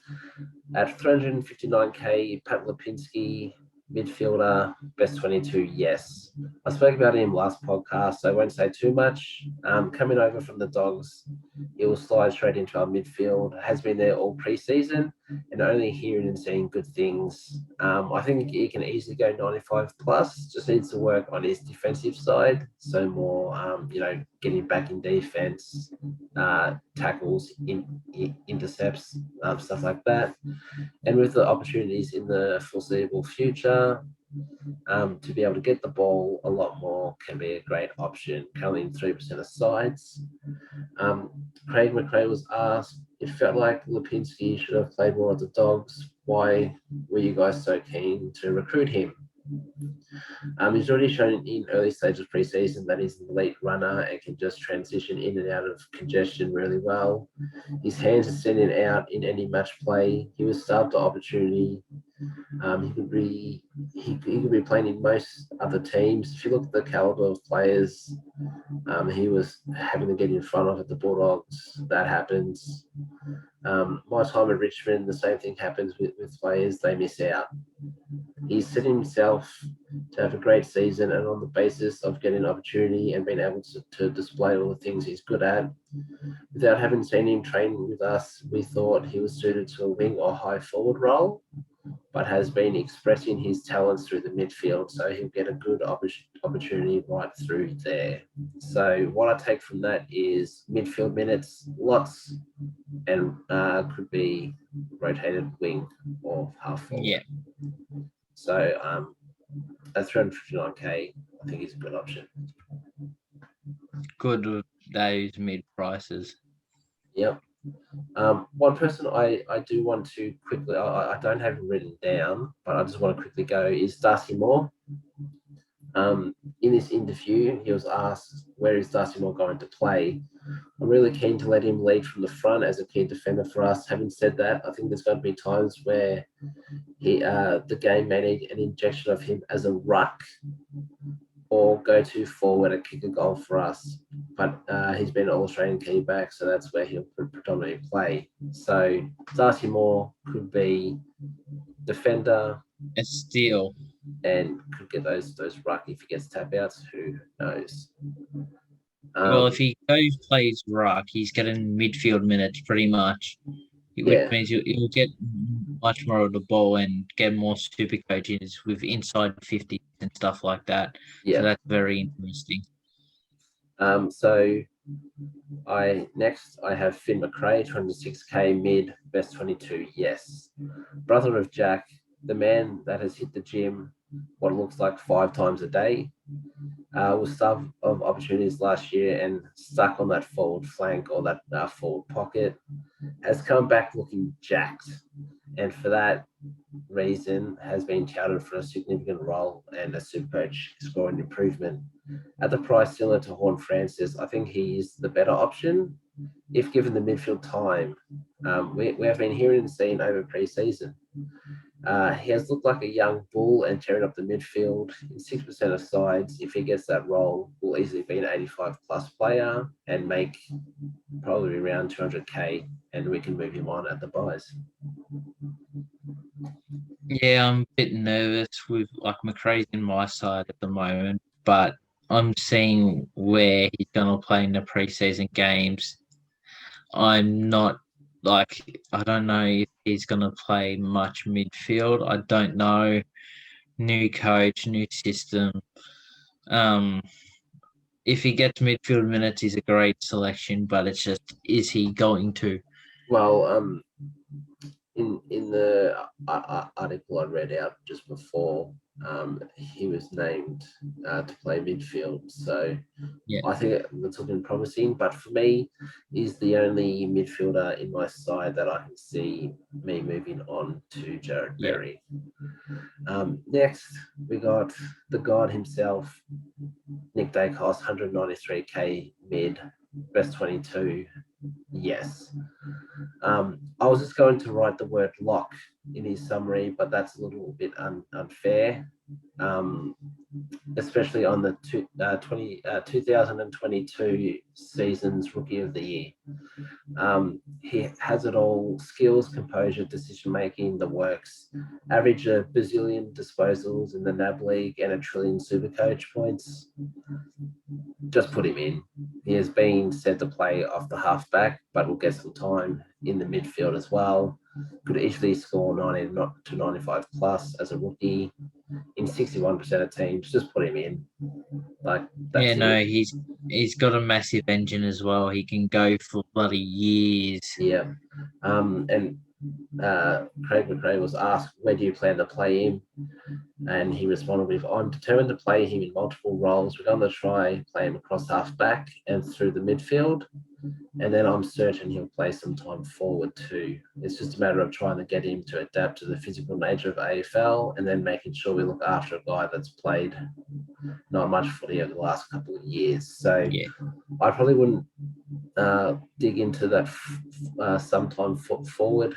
I think it would just predominantly be half back and midfield. So select him. Next, I've got Isaac Chugg at 123k defender, best 22. At the moment, I've got no as best 22. Not many are thinking of Chugg, as the rumours of all our young guys getting the defense time and Pennell's playing there as well. Chugg could definitely take a spot in defense, and he's flying under the radar Was a chance last season of getting games, but wasn't given the opportunity. With a few injuries, might be a chance, but a wait and see. He's in 1% of teams, and a great bench option if given a run. The reason I put him in is because Mark Keane has returned to England, so not England, Ireland. So he could be the replacement there. I'll just do quick fire through these last three rookies, if that's right, Jack. Yep. Will Kelly, 123 defensive forward, best 22. I've put no. The young man has been so unlucky with injuries. It seems every time he gets a run, some weird and wacky injury occurs. He's started to play defense this year. As up forward, he looks lost up forward. He's a great reader of the play, though, and could be an incredible intercept marking player, which is Supercoach gold. He's in 34% of teams. So if he's named, I'd chuck him on your bench, definitely. You can see him averaging 75, and he'll easily make 150K. The Great Barrier Reef McInnes, 123K midfielder, best 22. I've put no as well. A tough inside midfielder that is rated highly at the Pies. Last season, he topped the VFL and was close to getting a game late in the season, but I believe he picked up a little injury, which stopped him. At the start of pre-season, he looked electrifying in the midfield and started to look like a promising pick. But then a man by the name of Jordan De Goey returned from core duties. And it looks like McInnes will predominantly play forward and might pinch hit in the midfield here and there in 5% of teams. Again, if selected, put him on your bench. And last one, Charlie Dean, 102K defender, best 22. I've put maybe. Not many have heard about Charlie Dean, and to be honest, neither had I coming into the season. But with the retirement of Maine and Mark Keane returning back to Ireland, not England, Ireland, Dean looks like a possible replacement in the side. He reads the play well, works hard, and is a great intercept marker, which is perfect for Supercoach. He averages roughly 12 touches and 4 marks a game at the base price of 102. If selected, it's a perfect bench option and it saves you some cash. He's currently in 27% of teams. Anything to add there, or should we just go straight into the Bombers, you reckon? I was going to say Will Kelly is currently in my side. I think he's a great bench option, and I think he will play. Yeah, I'm just waiting for him to be named, then he'll be in my side. Yeah. All right, so Jack, will you take us through the Bombers here? Well, I have Essendon finishing 8th. Yep. I think they're going to play finals this year. I've got them 5th. They've shown very good capabilities, and my first player, you mentioned him a little bit, Dyson Heppel. Yep. At 541K, Heppel had one of his best Supercoach seasons in years, averaging 99.4. He slotted perfectly in his new halfback role, very consistent, and he played 18 out of 22 games this year, which is a good sign for Heppel. Yep. I do think there are better players around that price in the defence, but if you're looking at a pod that's going to score well consistently for you, I think Heppel is a fantastic choice to put in your team, and yes, he's in the best 22. Yeah, I totally agree. I think last year he was a must-have, even though I didn't start him. But this season at that price, it's hard to tell. I didn't have him at all last season, but yeah. My next player, Jordan Ridley, 537K. He had an inconsistent year last year. It felt like he was up and down with his scores, but he still averaged 98.7. I think he's a very good, proven defender and a great choice to select at his starting D3 this season. And just like Heppel, he is definitely in the starting 22. Yep. So I think because it was last season, wasn't it, when he was averaging like 130 at the start of the season, then they got knocked out. The only worrying thing is he lost a lot of his kickouts to Hind and Redmond, and that's where he gets most of his points. So that's something to look out for. And with Michael Hurley, well, actually, I saw a couple of days ago, Hurley's done something else, so he probably won't be ready for round one. But they got Jake Kelly from Adelaide, so he'll definitely be playing that third tall interceptor role. So he's a good which is selection what he there. played in the past and had his high scores with. Yeah, it just depends on those kickouts. Well, my third player, you just mentioned him, Nick Hind. Yep. The electric halfback flanker had a breakout year last year. In 2020, he averaged 61.6. Last season, he jumped that up to 93. I think he is also a great selection at 506k if you don't have the money for a top D3. He is definitely a great option and is in the best 22. Yep.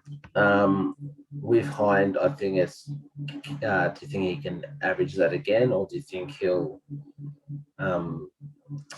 lose some points? I think he'll be around the same mark, probably up a bit because of his run off halfback, his run and carry. I think it's one exciting, secondly great for Supercoach. Yep, I definitely think he'll be 85 plus. All right, who's your next one, Jack? Garrett Mcdonald, midfield defender. You'll most likely see him in the defence. Got drafted at the age of 25. Is that McDonough? Yeah. Yep. Got drafted at the age of 25. He's had comparisons to Matthew Suckling. Powerful left foot again in the defence and composure when he's on the ball. He looks like they said he looked like Pendlebury last season in the VFL. When he had it, looked like he had acres of space around him, even when he was pressured. So he spent last season VFL for Richmond. Yeah. At 117k, fantastic price for a rookie. Is he going to play round one for Essendon? I don't know. Yeah, it's a 50-50 at the moment. It's very hard. So if he is in round one, I'd say he's a must-have defender, even if it's just on your bench. If he isn't, I would avoid. Yep. With the comparison to Suckling, let's hope he doesn't have the same kicking style because that's atrocious. I can tell you now he doesn't. I watched him a couple of times last year. Good. All right, who you got next? Talk about Mr. Consistent. And Mr. Consistent pod every year. Zachary Merritt. Average 115 last season again. He's done it for the last 4 or 5 years. He's been around that mark. Sitting at 625k, I feel like he's one who will be in most Supercoach sides at the end of the year. Yep. Because you know what you're getting from him. He's Mr. Consistent. He's just a great player. Yeah. And I think he would be a great pod midfield selection to start the season at that price with all the other names around there that people are talking about. Yep. Best 22 as well. Yep. I think he can go the next step and go 120 plus. Just depends on how Essendon play and how high up the ladder they go. Who's your next? I'm going to have a guess and say it's another midfielder. It is, yeah. If you couldn't tell, I've done them all by positions. Yep. Darcy Parish. Yep. 621k. Parish had a breakout year last year. He was probably the breakout of the year, averaging 114.1. The one downside to him was when Dylan Shiel played, and his scores were very low, sitting around the 80s. Yep. With Shiel back, looks like he's going to play round one. It's a very scary selection, Darcy Parish, and I'm personally would say avoid him. Ooh. But hey, if you love a risky selection, go for it. I don't think he's an avoid. I don't think he'll hit the same heights as last year. I think he could lose up to 10 points. But I think will be a great pod option. It's just midfield only. Yeah. Would you go someone at 600, like you said, he's probably going to go down to 104 at 621k. Would you want someone at that? Or do you want someone like Merritt, who is 4k more and you know he's going to score at least 115? Yeah, no, I totally agree. That's why I say he'd be an avoid to start the season. If he shows that he can kill it and average that with the likes of Shiel coming back in, then he's someone to pick up midway through the year. Yep. My next selection, a bull-like midfielder who has excellent ball-winning abilities, and he has had comparisons to Taylor Adams. His name is Ben Hobbs. Kid is exciting to think about as a Supercoach manager fan and a Bombers fan. Clean hands, great with in contested work, and he's going to give plenty of Supercoach points this season. His big weakness for him would be his disposal efficiency. He lacks that a lot, which he showed during, the NAB leagues and stuff like that. But he shows he can win plenty of the ball. His problem is he going to play? Yeah.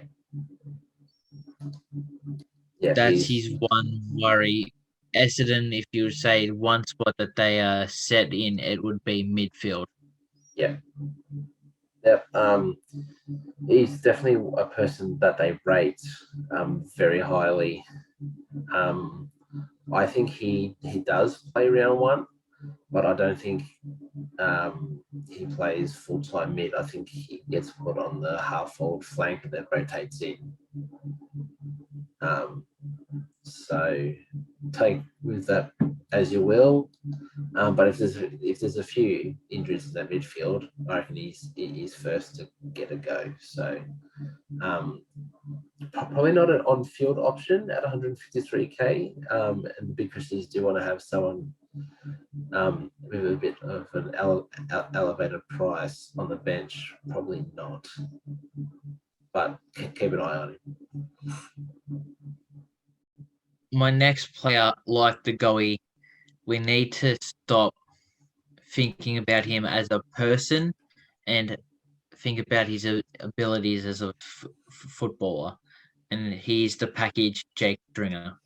The package. At 506k, he's a big-time primo forward, averaged 93.1 and had a lot of midfield minutes last season. Is that because of injuries? Maybe. But he's proven when he goes in there, he's winning the ball and getting inside 50s from those centre clearances, and I can see him getting midfield minutes this season. He averaged 93.1. I think he's a very good starting choice if he keeps his midfield minutes. I can see him averaging around 100 and would be a great pod choice to start in your forward line. Yep. So his role usually is he'll start the centre bounce in the midfield. As soon as that happens, he goes forward. So kind of like the Dustin Martin role. Yep. So he can be very impactful, but he does seem to do a hamstring or a calf or something. So good pod, but he's not in my thoughts at the moment. He's not in mine as well. My last player, he is ginormous. Some people call him the 2 meter Peter. So here we go. At 447k, he averaged 82.3 and had a lot of midfield minutes, like ruck minutes. He had ruck minutes and forward. Can I see him improving his score to be a valuable forward with the new rule? No. If sunburn. If the dual position player rule wasn't in it, I'd say he'd be a great choice at 447k. He took his game to the next level last season. I saw your eyes there, but you can't disagree with the fact that he had a great year. He had a good purple patch where he was kicking everything. Yeah. So for me, it's a no with the new rule, no. but without the rule, I think he was a genuine option. Could definitely be a draft selection, but I think draft option. Yeah, I'm not going to talk about him too much. He's got red hair. Gee, just insult all the redhead viewers we got here, mate. We're going to drop numbers. That's right. We don't want to.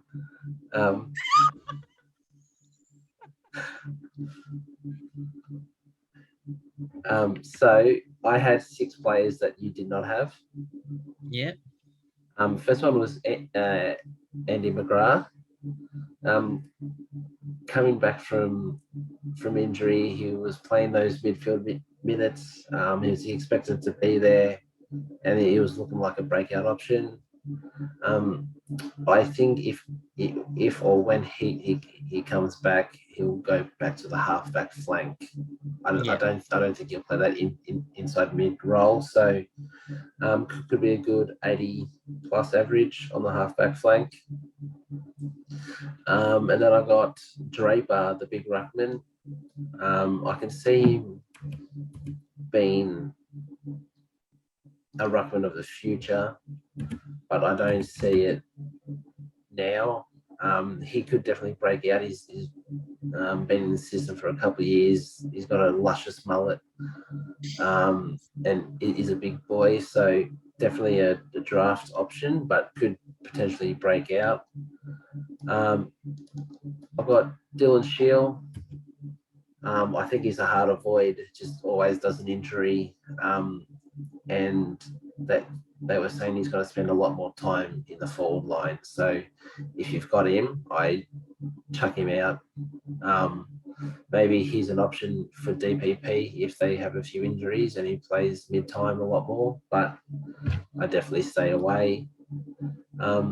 Hurley, who I mentioned earlier, he's coming back and has been known to get that 85 to 90 average, but did do a recent injury and has had a setback. So I probably wouldn't for now.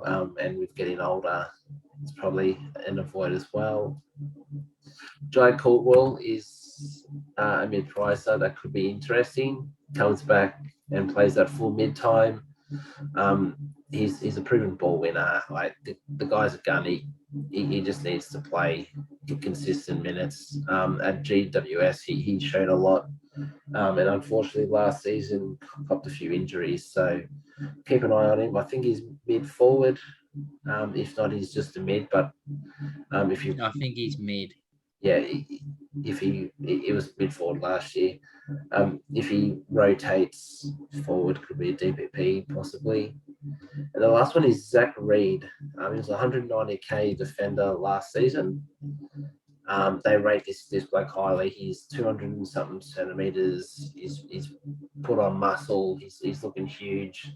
They definitely rate him. So if he gets a game, I think he's probably around the 150, 160 mark at the moment.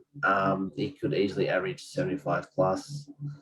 It could be a possible option, but definitely a player for the future. So I'll quickly go through Freo, and then that'll be it for today. So Freo, I have them finishing 13th. So 13. So we'll start off with Sean Darcy, 642k ruck, best 22, yes. Darcy did something incredible last season and increased his average by a massive 40 points. Yeah. Similar to Nick Hind, just a bit better. That was from 78 to 118. In 21 games last season, he dropped under 100 only 7 times and got 140 plus in 6 games with 2 absolute monsters of 193 and 183 in back-to-back games. Can he back up last season? He's susceptible to an injury, mainly just little niggles like a rolled ankle and stuff, but he rarely misses games. If he can stay fit and continue on that form from last season, he is your R1. But with a huge upside, there is always an even bigger downside. He's in 28% of teams right now. And Jack, you kept him over Grundy. Yeah, well, like I said, I think it was halfway through last season. First person in my team this year is Sean Darcy. Yep. I don't know what's happened, but he's a gun. He's nowhere near his prime yet as well, I'm pretty sure. Pretty sure he's still a younger ruckman. Yeah, he's starting to hit it now, and with their midfield getting better, he could definitely back it up. Oh yeah. Next, Andrew Brayshaw at 584k as a midfielder, best 22. Yes, Brayshaw has shown progression in each of his 4 seasons, and especially in his last 2, where he averaged 101 and 107. A man that has already broken out, but has the potential to break into that uber premium and sit beside the big boys like Mcrae, Clary, Oliver, Steele, and Tuk. He can definitely achieve this by being smarter with the football and lowering his eyes. He did this last season in patches, but needs to do it more consistently. In saying this, he can get pinned down by a tagger. And with Monday and Fife looking at less midfield time, he's next in line for tag. If he can overcome this and these tags, this will lead to becoming that uber premium. I think he's only in 5% of sides at the moment. I had him. Yep. He's an exciting player. He's not in my team anymore. Pretty sure I had him and Neil at one point. Mm-hmm. So I had the 2 500k mids. That's obviously changed with someone that you're going to bring up. But I think Brayshaw's a great choice. Yeah, I definitely think he's someone you'll have at the end of the season. And he's best 22 easily. Yeah. Next is Fife at 546k as a midfielder, best 22. Yes. Nathaniel 2 Brownlow's Fife has been here and done it all. Usually an uber premium, but has been hit with a few recurring shoulder injuries over the last 2 seasons. Still averaging 100 and 113. He has fallen out of everyone's thoughts as a Supercoach lock, but a small little Supercoach rule change may bring him back into those thoughts. As an older player of 30 years, he has begun to play in the forward line more, and with his skills, he can be impactful in this role. Does this mean he gets mid-forward DPP? We'll wait and see. If he does, at an average of 100, you'll take that as an F2 or F3 and should be on your watch lists. He's in 3% of teams, but feel this will jump if he gets forward status. Yeah, if he gets that forward status, he's definitely someone I'll be chucking in my team. Yeah. He's a gun. He does have the injury, like worry cloud around him. But I think with him playing more of a forward role, the injuries will be less likely for 1. Yep. And 2, like if it's a small niggle, something that he'll be able to play through. Yeah. Unlike if he was just playing mid. Yep. Next, I got Monday at 542k as a midfielder, best 22. Yes. The 93-year-old veteran is a consistent old train, just chugging along nicely. Played half forward for a few seasons, but was chucked back into the midfield, and his Supercoach average rose as expected. Currently on an injury list, I don't see him as someone we should be looking at this stage, but if like 5, he plays forward and can get that DPP status, could be a great selection. He's in 0% of sides. The ultimate pod. Next, I'll go with Luke Ryan at 540k, defender, best 22, yes. The intercepting marker that takes all the kickouts and feasts on the easy possessions, loves to kick the ball, which is great for Supercoach. Over the last few seasons, has found himself in some injury troubles, mainly lower leg, like a calf, where he was supposed to be out for 1 to 2 weeks last year, but had about 8 weeks off and absolutely burnt all the coaches that selected him.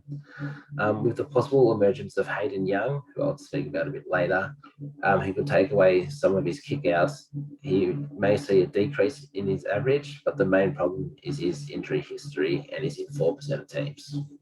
I think I had Luke Ryan in my team, and then you told me to get rid of him. You're an idiot.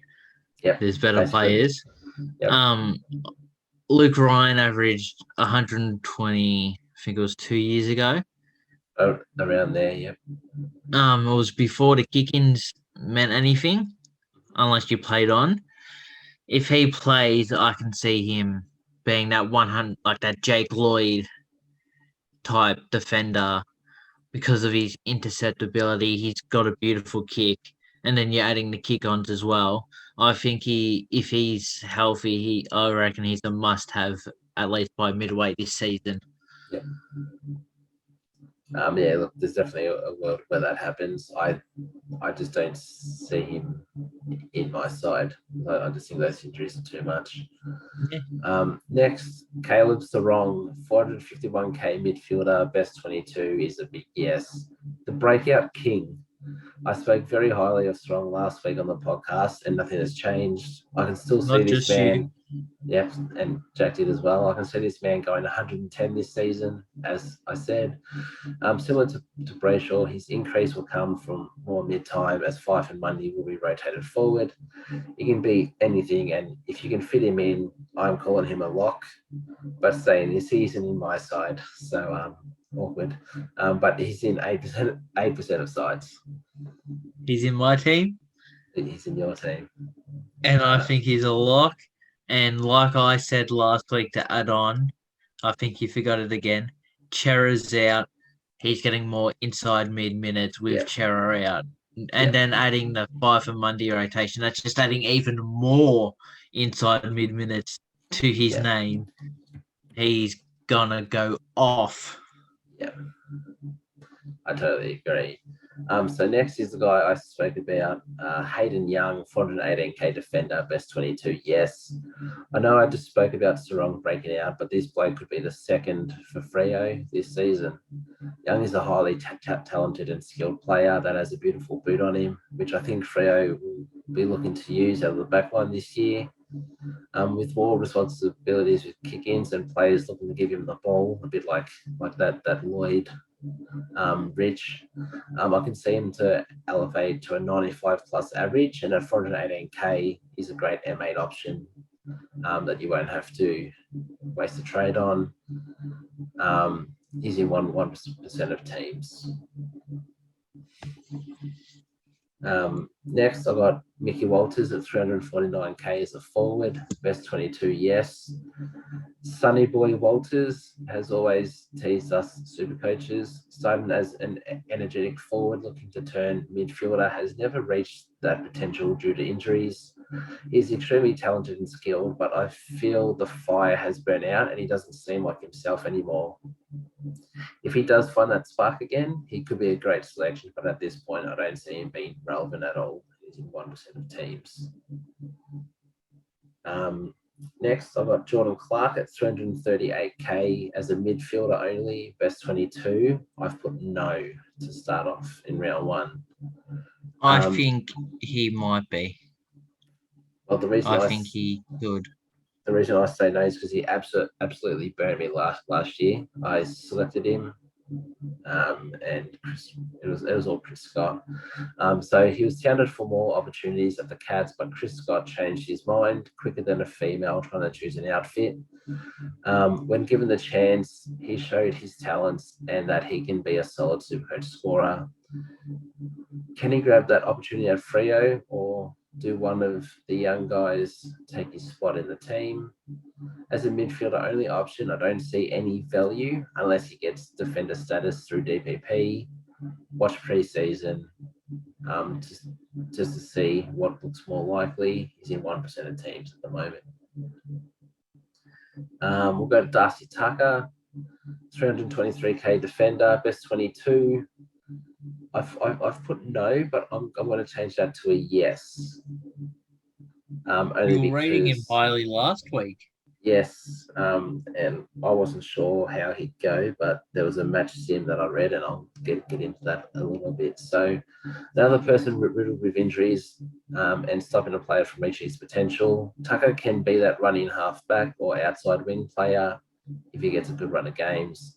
Has been looking good over pre-season, but is that injury just around the corner?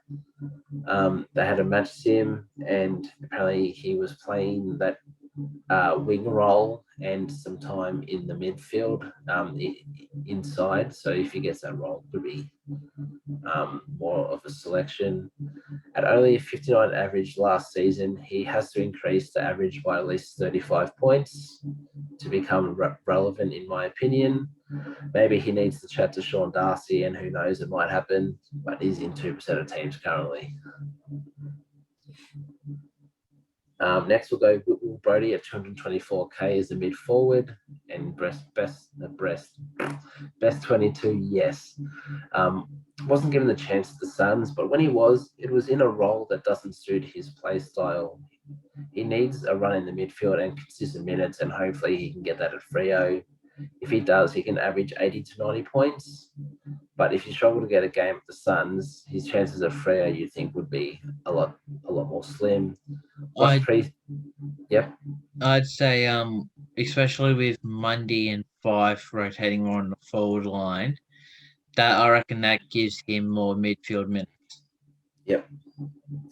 So I think he's a solid selection. Watch pre-season, and if named round one, could be a smoky 12% of teams. In match sim, I think he got a decent amount of pill and he kicked 1 or 2 goals. So that's promising from Brody. I've got 4 rookies here, and then we're done. So I'll quickly go through these. I've got Jai Amiss at 175k forward, best 22. At the moment, I've put no. I think he could be. The big tall forward has been said to be a dead-eye set shot, knows how and where to lead, great hands, and is very consistent with a huge upside for development. He does, however, need to work on his tank and getting up the ground and making an impact, and his contested marking, because he's at 83 kilos, and for a big man, a few pre-seasons in the gym, and he'll be ready. He does look likely to get a run early. For now, I'd say it's a no, but wait and see his role. But key forwards always take a little longer to develop. He's in 4% of teams. Erasmus, Neil Erasmus, 166k midfielder, best 22. Yes. He's the most likely of the rookies to debut. I'm seeing this kid in all of Freo's preseason photos and videos and getting raps from teammates and coaching staff. He goes 110% every time and has the skills to back it up. He backs himself in, and if given a chance, he could be a great M7 or M8 option for round 1 in 5% of squads. At the moment, I've got Dylan Stevens at 167k from the Swans. If he's not named round 1, I'm putting Erasmus in. That's where I'm at. Can I just say something about Erasmus real quick? Yep. In his draft portfolio, I guess you could say, yep, he's a mid forward. Mm-hmm. He's a prolific ball winner when he goes in the midfield. And when he went up forward, great strength and overhead and impact with the ball over his head. Yep. And he always is that prototypical goal-kicking midfielder. Yeah. I've seen footage of him, and he's just bursting out of packs. He's a gun. He's tackling. Definitely a great option at 106k. Some people looking at Josh Ward from Hawthorn. I picked this guy over Ward. O'Driscoll, 123k defender mid, best 22. I'm going to put yes. He's had a year to develop and get stronger. It's looking good for round one opportunity. Typically a midfielder, but he's a DPP defender, and if he is named round one, could be a steal at a D6 or D7 on your bench.